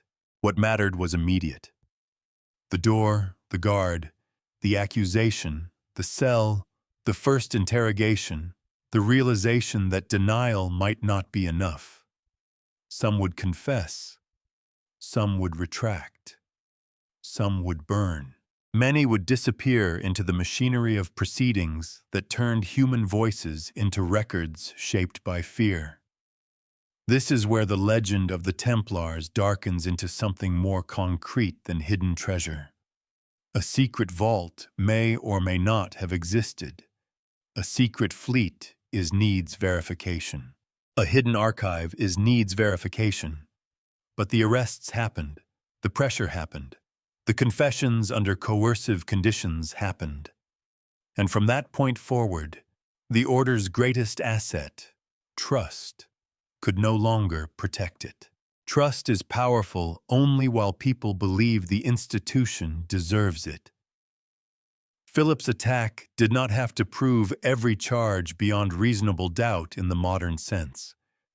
It had to poison the space in which trust lived.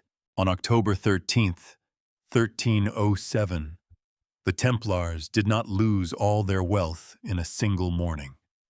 They lost the presumption that their wealth was holy. And once that was gone, the vaults were no longer sanctuaries. They were targets.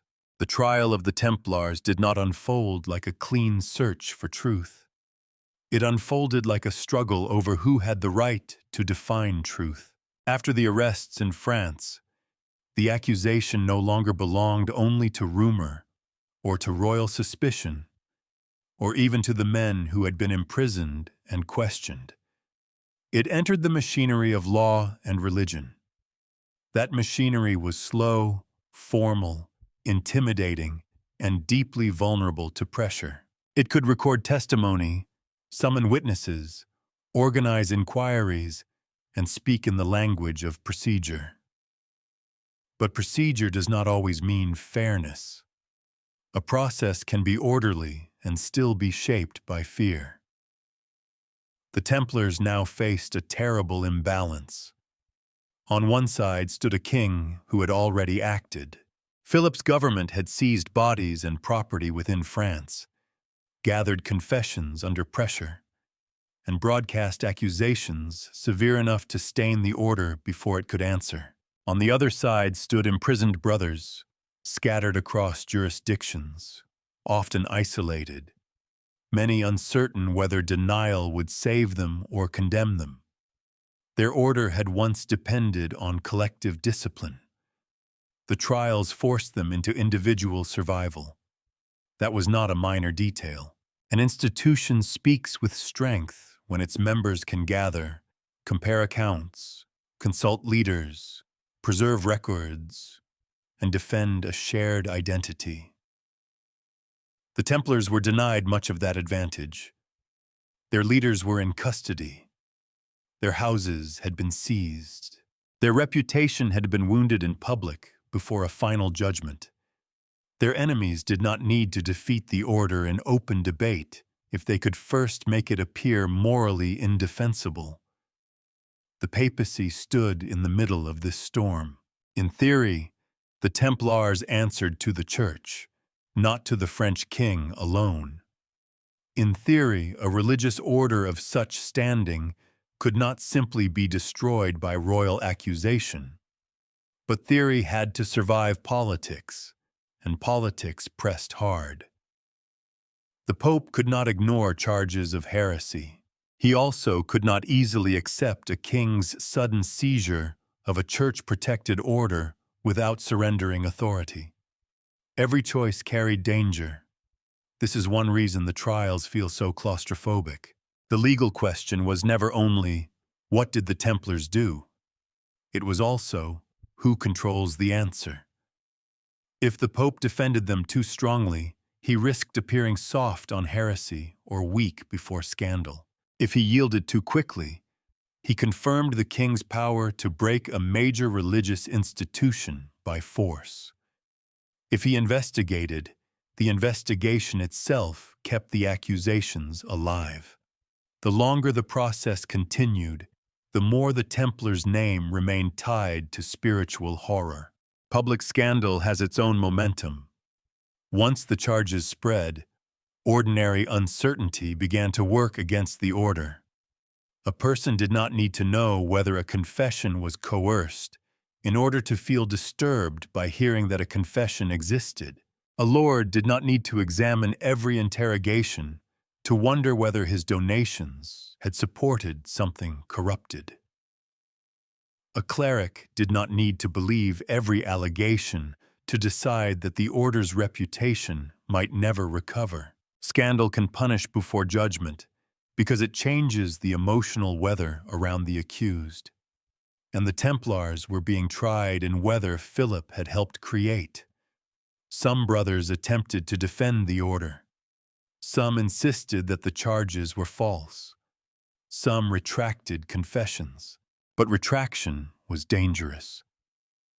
A man who confessed under pressure and later denied his confession could be treated not simply as mistaken, but as relapsed, unreliable, or defiant. In a legal culture where heresy was a spiritual crime with mortal consequences, the line between saving one's soul and saving one's life could become almost impossible to walk.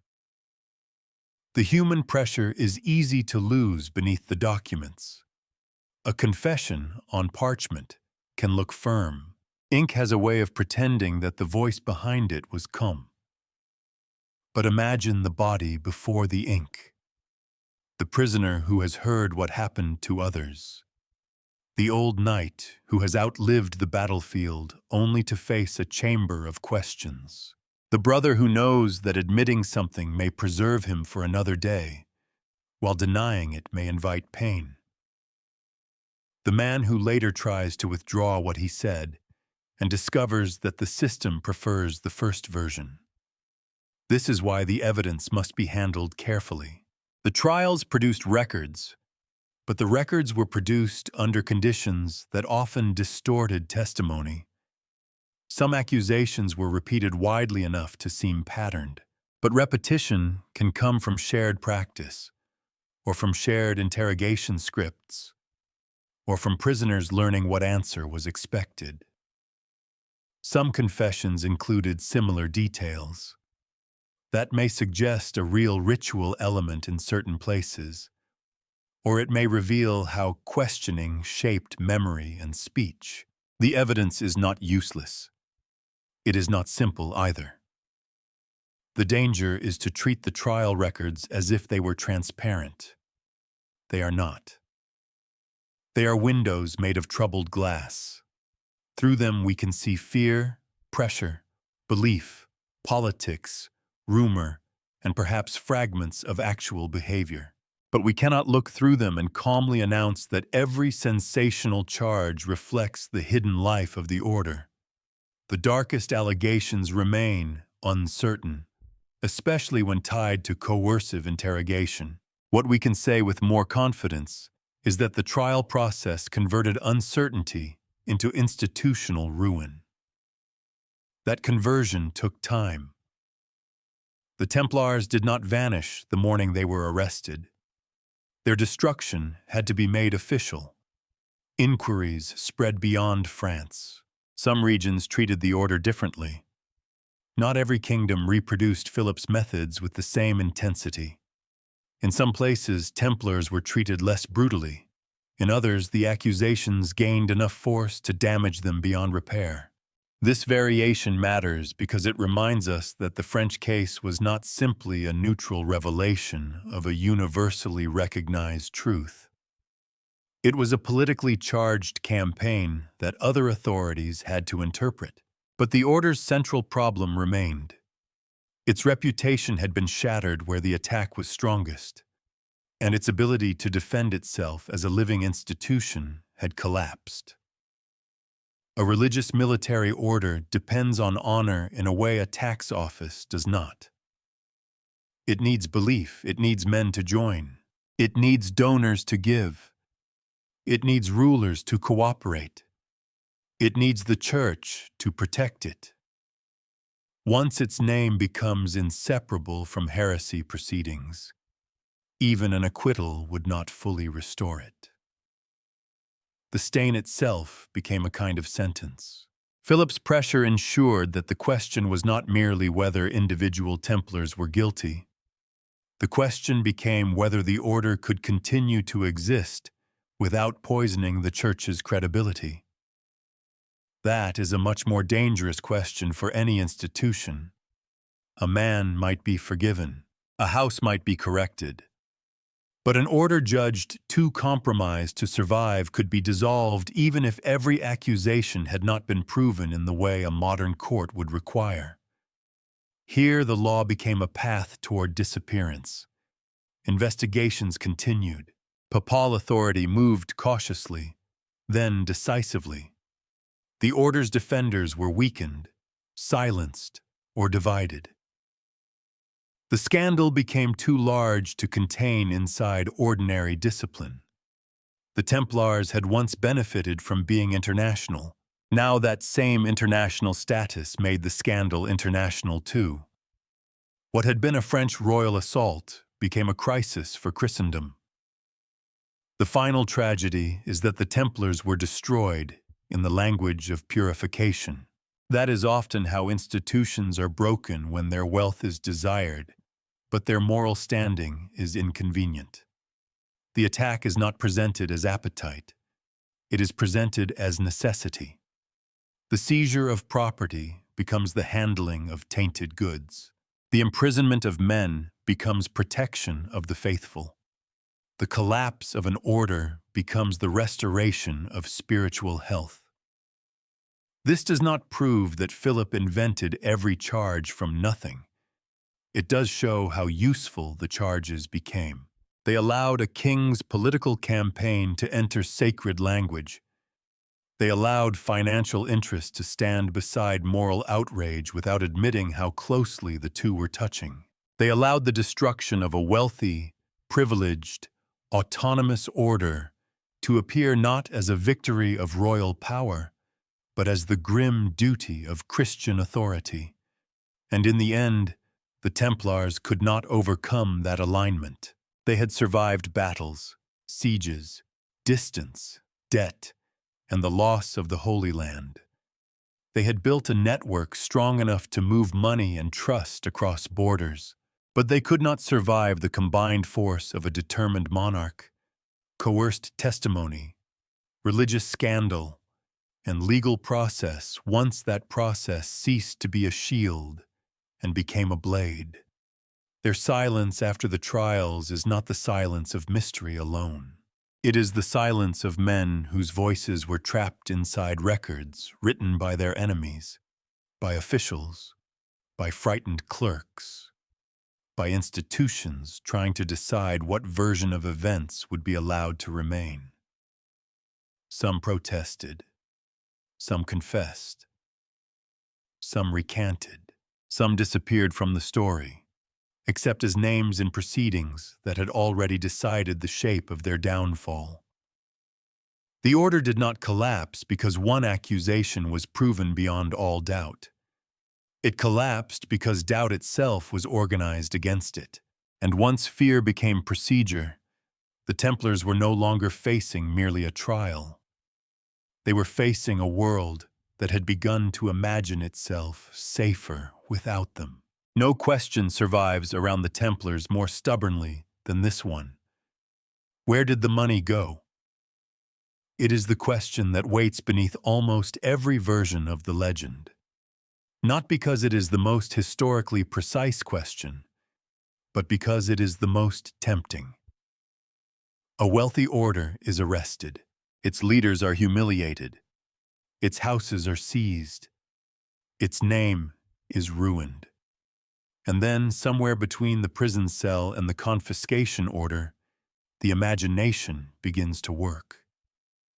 Surely, people say, the treasure must have been hidden. Surely, the brothers saw the blow coming.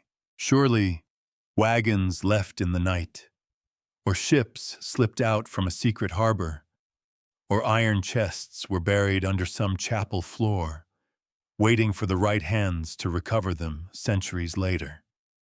The problem is that surely is not evidence. It is desire wearing a historian's coat. The documented story is less romantic, but more revealing.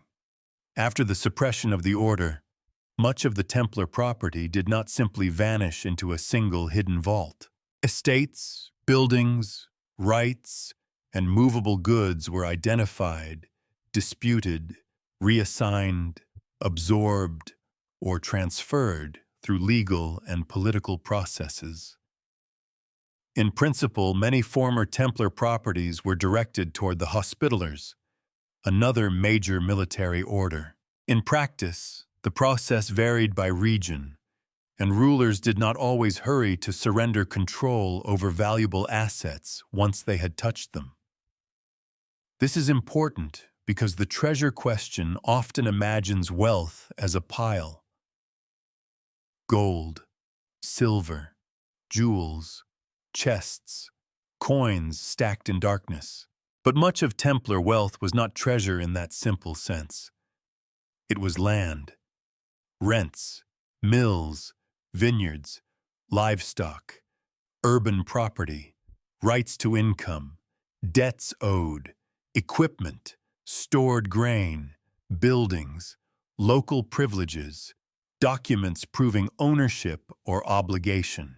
To ask where the Templar treasure went is partly to misunderstand what their wealth was made of. A field does not escape in a midnight convoy. A mill cannot be smuggled to Scotland under a cloak. A rent agreement does not glitter, but it can be worth more over time than a box of coins. This does not mean there were no valuables. Of course there were valuables. The Templars had treasuries. They held deposits. They managed coin, plate, documents, and precious objects. Some houses had important financial roles, but the image of one central treasure, gathered from all Christendom and hidden at the moment of danger, belongs more to legend than to careful evidence. The order's wealth was distributed. That distribution made it powerful. It also makes the idea of a single missing hoard difficult to sustain. When the arrests came in France, royal officials moved quickly. Property was seized, inventories were attempted, records were taken or examined. The king's government had every incentive to locate what it could, and if an enormous cache had been sitting conveniently in a French Templar house, it is hard to believe officials would have ignored it out of politeness. Yet legends thrive precisely where documentation becomes uneven. Missing records, damaged inventories, local confusion, and political self-interest create gaps. Into those gaps, later centuries pour gold. The most famous versions of the mystery often depend on escape stories. A secret fleet carrying treasure away from France needs verification. A hidden archive removed before the arrests needs verification. Surviving Templar networks quietly preserving wealth after the Order's destruction needs verification. These stories are not all equally impossible, but they are often much stronger as narrative than as evidence. Some may preserve faint memories of real movement, brothers traveling, goods being transferred, records being lost, ships associated with the Order, or individuals trying to protect what they could. But a faint possibility is not the same as a documented operation.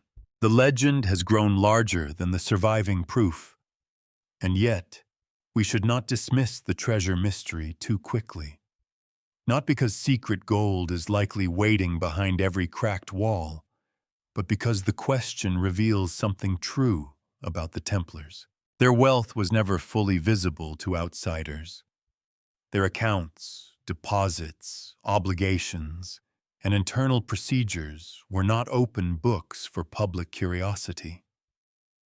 They had operated for generations as custodians of value and information. When such an institution is suddenly destroyed, people naturally suspect that something has slipped out of sight. The suspicion itself is historically meaningful. It tells us how powerful the Templars had become in the imagination of Europe. People believed they could hide wealth because they believed they had mastered the movement and protection of wealth. The treasure legend is, in a strange way, a tribute to their reputation. Even after they were broken, the Order seemed too organized, too secretive, too experienced in custody to have simply let everything be taken. But reputation can outlive reality. A man known for guarding chests may be imagined guarding one final chest forever. There were also political reasons for confusion. Confiscated property did not pass cleanly through innocent hands.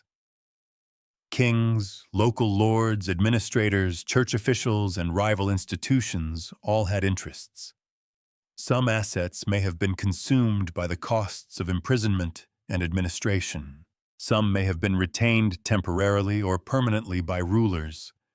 Some were transferred on paper but delayed in practice. Some were contested. Some disappeared into the familiar medieval fog of local management, where a vineyard here, a rent there, and a disputed building could vanish less dramatically than treasure, but just as effectively. This is the less glamorous afterlife of Templar wealth. Not a single glorious disappearance, 1,000 legal arguments, 1,000 inventories, 1,000 opportunities for delay, seizure, neglect, bargaining, and convenient memory. When people ask where the money went, they often want a map with an X. The better answer may be a ledger with too many hands on it. The Templar properties that can be traced remind us that suppression was not only a spiritual event or a legal event. It was an economic redistribution. The destruction of the Order released assets into a world ready to argue over them. A castle that had belonged to the temple could become part of another Order's military system. A farm could be administered by new hands. A house in a city could be reassigned. A right to collect income could become the subject of dispute. Wealth did not vanish. It changed legal clothing. Still, some things almost certainly were lost. Not necessarily lost in the sense of buried treasure, but lost to history. Records destroyed. local accounts misplaced, movable goods taken before inventories were complete, deposits difficult to distinguish from institutional property, debts denied after the lender was dead or disgraced. When an organization collapses under accusation, its paperwork becomes vulnerable. And for an order whose power had depended so much on record and trust, the loss of documentation was its own kind of burial.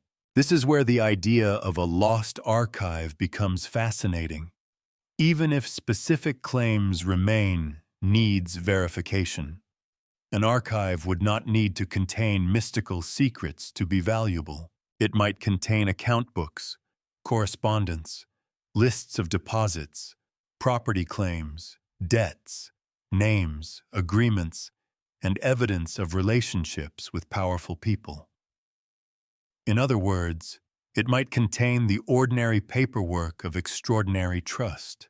That kind of archive could embarrass kings, clarify ownership, expose financial dependence, or simply reveal how deeply the order had been woven into elite life. But again, we must separate what is plausible from what is proven. It is plausible that documents were lost.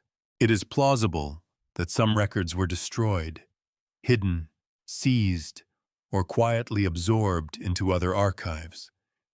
It is not proven that a complete secret Templar archive survived as the operating manual of some underground continuation of the order.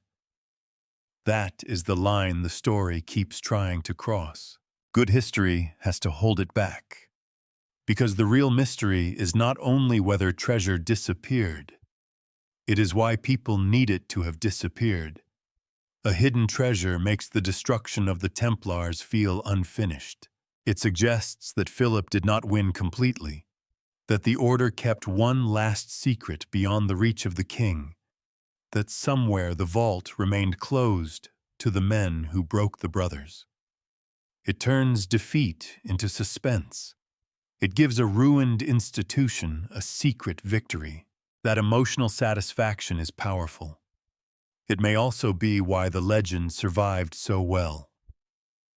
The documented fate of Templar property is complicated, bureaucratic, and uneven. The legendary fate is simple. They hid it. One version requires patience with charters, transfers, confiscations, and regional variation. The other gives us night roads, sealed chests, and men who refuse to be defeated. It is not difficult to see which one travels better. But the quieter truth deserves more attention. The Templars did leave behind treasure, not necessarily a buried hoard. They left behind a financial myth so durable that centuries later, people still assume a vanished order must have kept one final account beyond the reach of history. They left behind the memory of a network that could hold wealth, move value, and inspire trust across borders. They left behind enough gaps in the record for imagination to enter, and enough documented wealth for that imagination to feel justified. So where did the money go? Some of it was transferred. Some of it was seized. Some of it was consumed by politics, administration, and dispute. Some of it may have been lost in the disorder of suppression, and some of it was transformed into something harder to inventory. Legend. That may sound like a disappointment if we are searching for gold, but it is more useful if we are trying to understand power. The Templar treasure story endures because it sits at the crossing of greed, injustice, secrecy, and institutional memory. It asks whether wealth can ever be fully captured when trust has been spread across so many hands and places. The king could arrest men. The church could dissolve an order. Properties could be reassigned. Vaults could be opened. But the suspicion that something escaped, A chest, a document, a name, a promise, proved much harder to kill. And in that sense, the greatest Templar treasure may not have been what vanished. It was the belief that something must have. The phrase Templar bank is useful right up to the moment it becomes misleading. It gives us a doorway into the story because it captures something real. The Templars did safeguard wealth, arrange transfers, make loans, keep accounts, and provide financial services across political borders. They were trusted by pilgrims, nobles, crusaders, and kings. Their houses could function as places where value was deposited, recorded, and sometimes accessed through written arrangements elsewhere.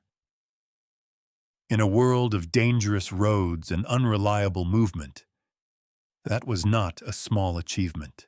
But the phrase also smuggles in the wrong century. A bank, to modern ears, suggests something with formal branches, standardized accounts, regulated procedures, public balances, central oversight, and perhaps a logo that looks reassuringly dull. It suggests an institution designed primarily for finance. It suggests a world where money is abstract, credit is routine, and governments recognize banking as a defined sector of economic life. The Templars did not live in that world. They were not founded to be bankers. They did not operate like a modern central bank. They did not control national currencies, set interest rates, supervise commercial credit, or command kingdoms through monetary policy. They did not sit at the center of Europe like a hidden financial engine, pulling levers while kings danced helplessly from one debt to another. That picture belongs more to modern paranoia than to medieval evidence. What they did was more specific, and in some ways more interesting. They turned institutional trust into financial usefulness. That may sound less dramatic, but it gets closer to the truth. The Templars were a religious military order with an unusually wide network, a reputation for discipline, and a practical need to move resources toward crusading activity. Because people trusted them, they could hold valuables. Because they held valuables, they needed records. Because they had records and houses in many places, they could help people manage value across distance. Because rulers and nobles needed such help, the order became financially important. Not by replacing kings, not by inventing modern banking whole and complete, but by solving medieval problems with medieval tools. A pilgrim did not need a bank in the modern sense. He needed not to be robbed on the road. A crusader did not need a checking account. He needed resources available far from home. A king did not need a central banker.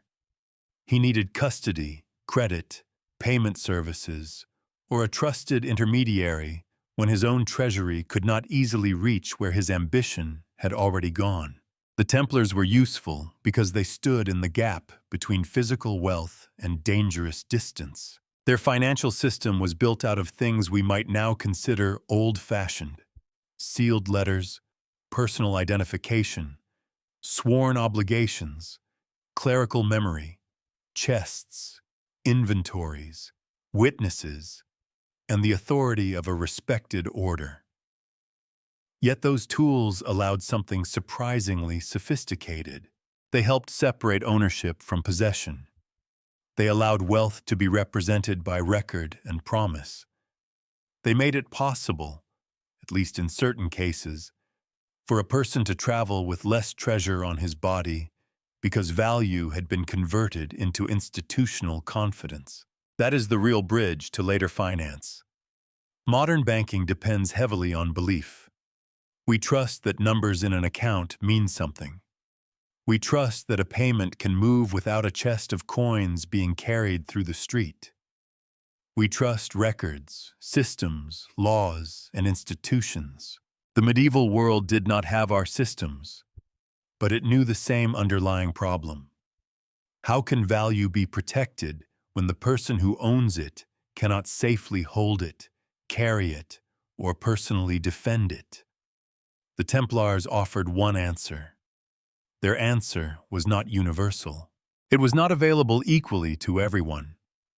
It was shaped by status, geography, politics, and the needs of crusading. A wealthy noble had access to possibilities that a poor farmer did not. A royal transaction looked very different from a pilgrim's deposit. The order's financial importance was strongest where its network, reputation, and mission overlapped. It would be wrong to flatten all of this into a single neat system. But it would also be wrong to dismiss the phrase Templar Bank entirely. Medieval institutions rarely fit modern labels, but labels can point us toward patterns. The Templars became a kind of financial intermediary before finance was fully separated from religion, war, landholding, and personal authority. They stood at a time when money was becoming more mobile, written records more important, and long-distance obligations more common among elites. Their role anticipated later systems not because they were secretly modern, but because they helped reveal what Europe increasingly needed. It needed safer transfer. It needed trustworthy custody. It needed credit across distance. It needed institutions whose reputation could travel farther than an individual's face. The Templars could provide some of that, because they had already built a network for another purpose. Their financial services grew out of crusading infrastructure. The road to Jerusalem, the support of eastern fortresses, the movement of men and supplies, the donations of Western landholders. All of this created channels. Once those channels existed, money could move through them too. This is a pattern history repeats often. Institutions built for one purpose become powerful because they solve a second problem. A military road becomes a trade route. A monastery becomes a center of record-keeping. A pilgrimage route becomes an economic corridor. The Templars were founded to protect pilgrims and defend a crusading frontier. Their wealth management role emerged because the same structure that could protect bodies could also protect value. And people noticed. That notice became trust. That trust became business. That business became power. The danger came when the power outlived the explanation that had made it acceptable. If we call the Templars a bank too casually, we risk missing the spiritual logic that protected them. Their financial role was not supposed to exist for profit alone. It was justified by mission. Wealth was to serve crusade, pilgrimage, and holy war. The Order's brothers were not meant to be private entrepreneurs in white mantles. They were guardians of a collective religious purpose. Their treasuries and accounts were, in theory, servants of the cross. But theory bends under weight. The more wealth they managed, the more they resembled a financial institution to those who dealt with them. The more rulers used them, the more politically sensitive they became. The more property they held, the more they looked like a corporation with sacred armor. Their identity did not change in one clean moment. It thickened. It accumulated functions until no single description could hold them. That is why the phrase, "the bank that was not a bank," is not just a correction. It is the paradox. The Templars were trusted because they were not ordinary financiers. Their religious status made them safer in the eyes of many clients. Their vows made them appear less personally greedy. Their military discipline made them harder to rob. Their papal privileges made them more stable across borders. Yet by becoming financially useful, They attracted the suspicion and resentment that financial power always attracts. They benefited from not being a bank. They suffered because they began to look like one. Or rather, they began to look like something even more unsettling. A financial power with no throne, no nation, no easy master, and no ordinary category. Modern banking is powerful partly because it is normalized. We may mistrust banks, complain about them, depend on them, and occasionally threaten to change banks without doing it. But we understand what they are supposed to be. Medieval Europe had no such comfortable category for the Templars. Their financial work was wrapped inside vows, military hierarchy, ecclesiastical privilege, and crusading memory. When trust was high, that mixture seemed impressive. When trust collapsed, the same mixture looked monstrous. So the most honest answer is this. The Templars were not bankers in the modern institutional sense, but they performed banking-like functions in a world that badly needed them. They safeguarded wealth. They moved value. They lent money. They held deposits. They kept accounts. They acted as agents for powerful clients. They helped make trust portable. And in doing so, they anticipated some habits of later international finance without becoming the thing later centuries would recognize as a bank. Their importance lies not in being first at everything. History is rarely so tidy. Their importance lies in showing how finance can grow from conditions that are not purely financial. It can grow from danger, from religion, from war, from pilgrimage, from distance, from the need to believe that someone, somewhere, will honor a promise made far away. That belief is fragile. The Templars built their power on it, and Philip's attack destroyed them by attacking it first. Once the order was accused of spiritual corruption, its financial trust became infected. A man might still wonder whether his deposit had been safe, but the larger question had changed. Could the guardians themselves be trusted? Could their seals, their records, their vaults, their vows still mean what they had meant before? Finance depends on confidence. So does religion. So does kingship. The Templars stood at the crossing of all three, which is why their rise was so remarkable and their fall so complete. They were never simply a bank. They were never simply not a bank. They were a medieval experiment in organized trust, carried by men who prayed like monks, fought like knights, and kept accounts because history had placed them where faith and money could no longer be separated. That is why the legend has lasted, not because they secretly invented the modern world, but because, for a time, they revealed one of its deepest truths before modernity had a name for it. Money moves most easily where trust has already gone ahead. After the vaults closed, the silence did not mean the story was over. It meant the story had changed owners. The Templars were gone as a recognized order, but the questions they left behind continued to move.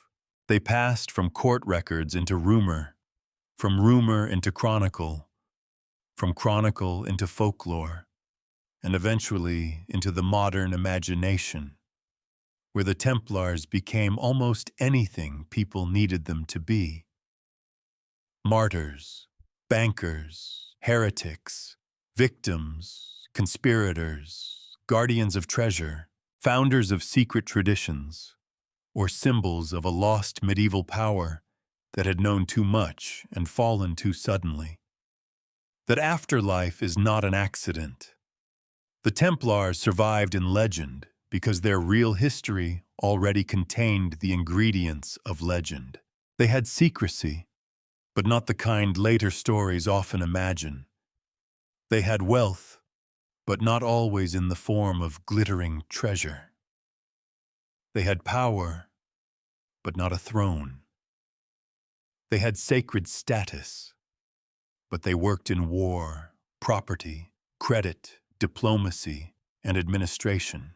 They were men of vows who became managers of resources. They were defenders of pilgrims who became custodians of kings. That is why the story refuses to stay simple. If they had been only warriors, their fall would be a military tragedy. If they had been only monks, it would be a religious scandal. If they had been only lenders, it would be a financial seizure. If they had been only political victims, it would be a story of royal injustice. But they were all of these things at once. And that mixture makes their destruction feel larger than one explanation can hold. The Templars were not destroyed merely because they were rich, but their wealth made them tempting. They were not destroyed merely because they were secretive, but their privacy made them vulnerable. They were not destroyed merely because the Holy Land was lost, but that loss made their mission harder to defend.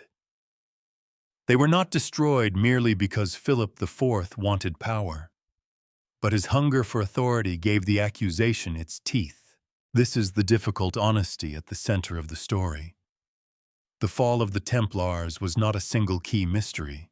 It was a lock with many tumblers: debt, suspicion, failed crusading, royal ambition, religious fear, legal pressure, and the dangerous visibility of an institution that held too much trust outside the direct command of kings. And once those pieces aligned, even centuries of prestige could not save them. Trust had made the Templars powerful because medieval Europe was full of risks that ordinary force could not solve. Roads were dangerous, borders were unstable, money was heavy, kings were needy, pilgrims were vulnerable, crusades were expensive. In that world, the temple offered a rare promise. That value could be guarded, recorded, moved, and remembered. For a while, that promise worked. A man could leave coin in one place and hope to find support elsewhere. A ruler could place treasure in disciplined hands. A noble could trust that a sealed document might carry meaning beyond the reach of his own household. The Templars helped make confidence portable. They did not create modern banking, but they helped reveal the medieval hunger for something like it.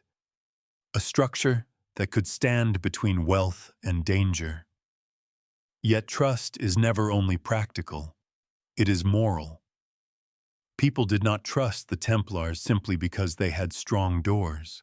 They trusted them because the Red Cross suggested discipline, sacrifice, and sacred purpose. The order's financial credibility rested on its spiritual identity. That made their system powerful, but also fragile. If the holiness of the guardians could be questioned, then the security of the vaults could be questioned too. Philip's attack understood this, whether by instinct or design. He did not merely seize property. He damaged meaning. He made the Templar cross unstable.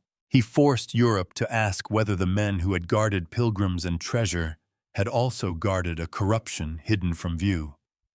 The accusations, many of them uncertain and shaped by coercive interrogation, did not need to be proven with modern clarity to do their work. They needed to break confidence, and confidence, once broken, does not return by order of a court.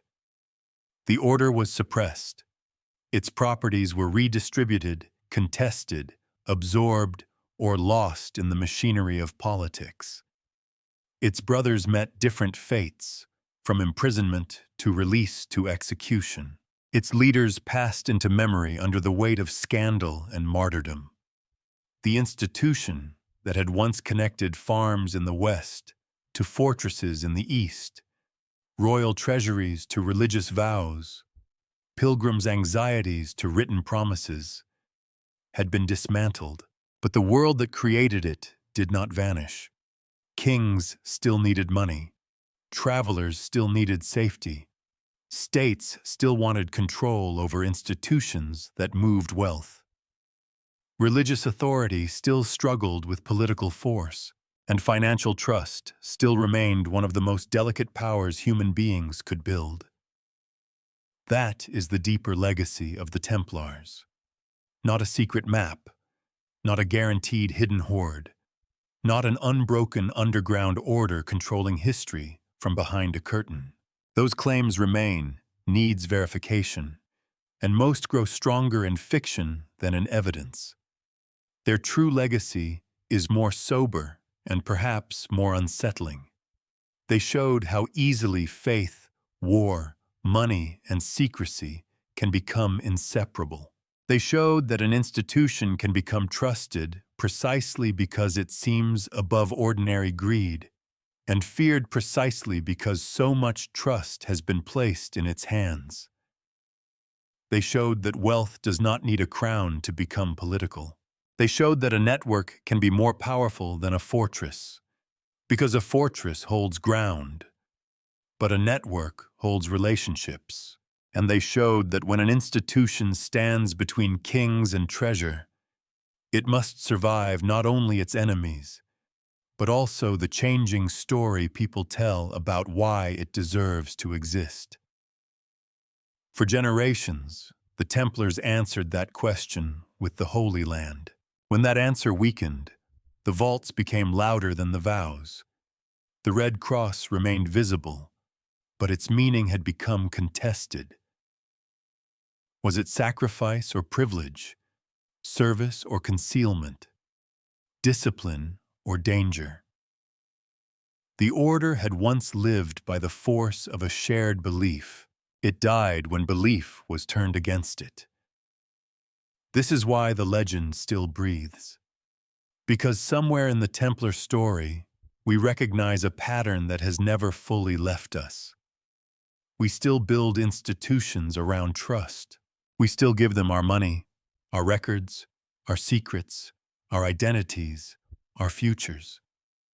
We still believe that systems can protect us from distance, danger, and uncertainty. And we still fear the moment when the keeper of the vault becomes too powerful, too hidden, or too difficult to question. The Templars belonged to the Middle Ages, but the unease they awaken is not medieval at all. They remind us that money is never just money once it enters the custody of belief. It becomes loyalty, reputation, obligation, memory, power. And sometimes, when the doors finally open, no one can agree whether the vault contained treasure, corruption, or simply the evidence of how much people had trusted the men inside. The order vanished. The accounts were scattered. The accusations hardened into history and softened into myth.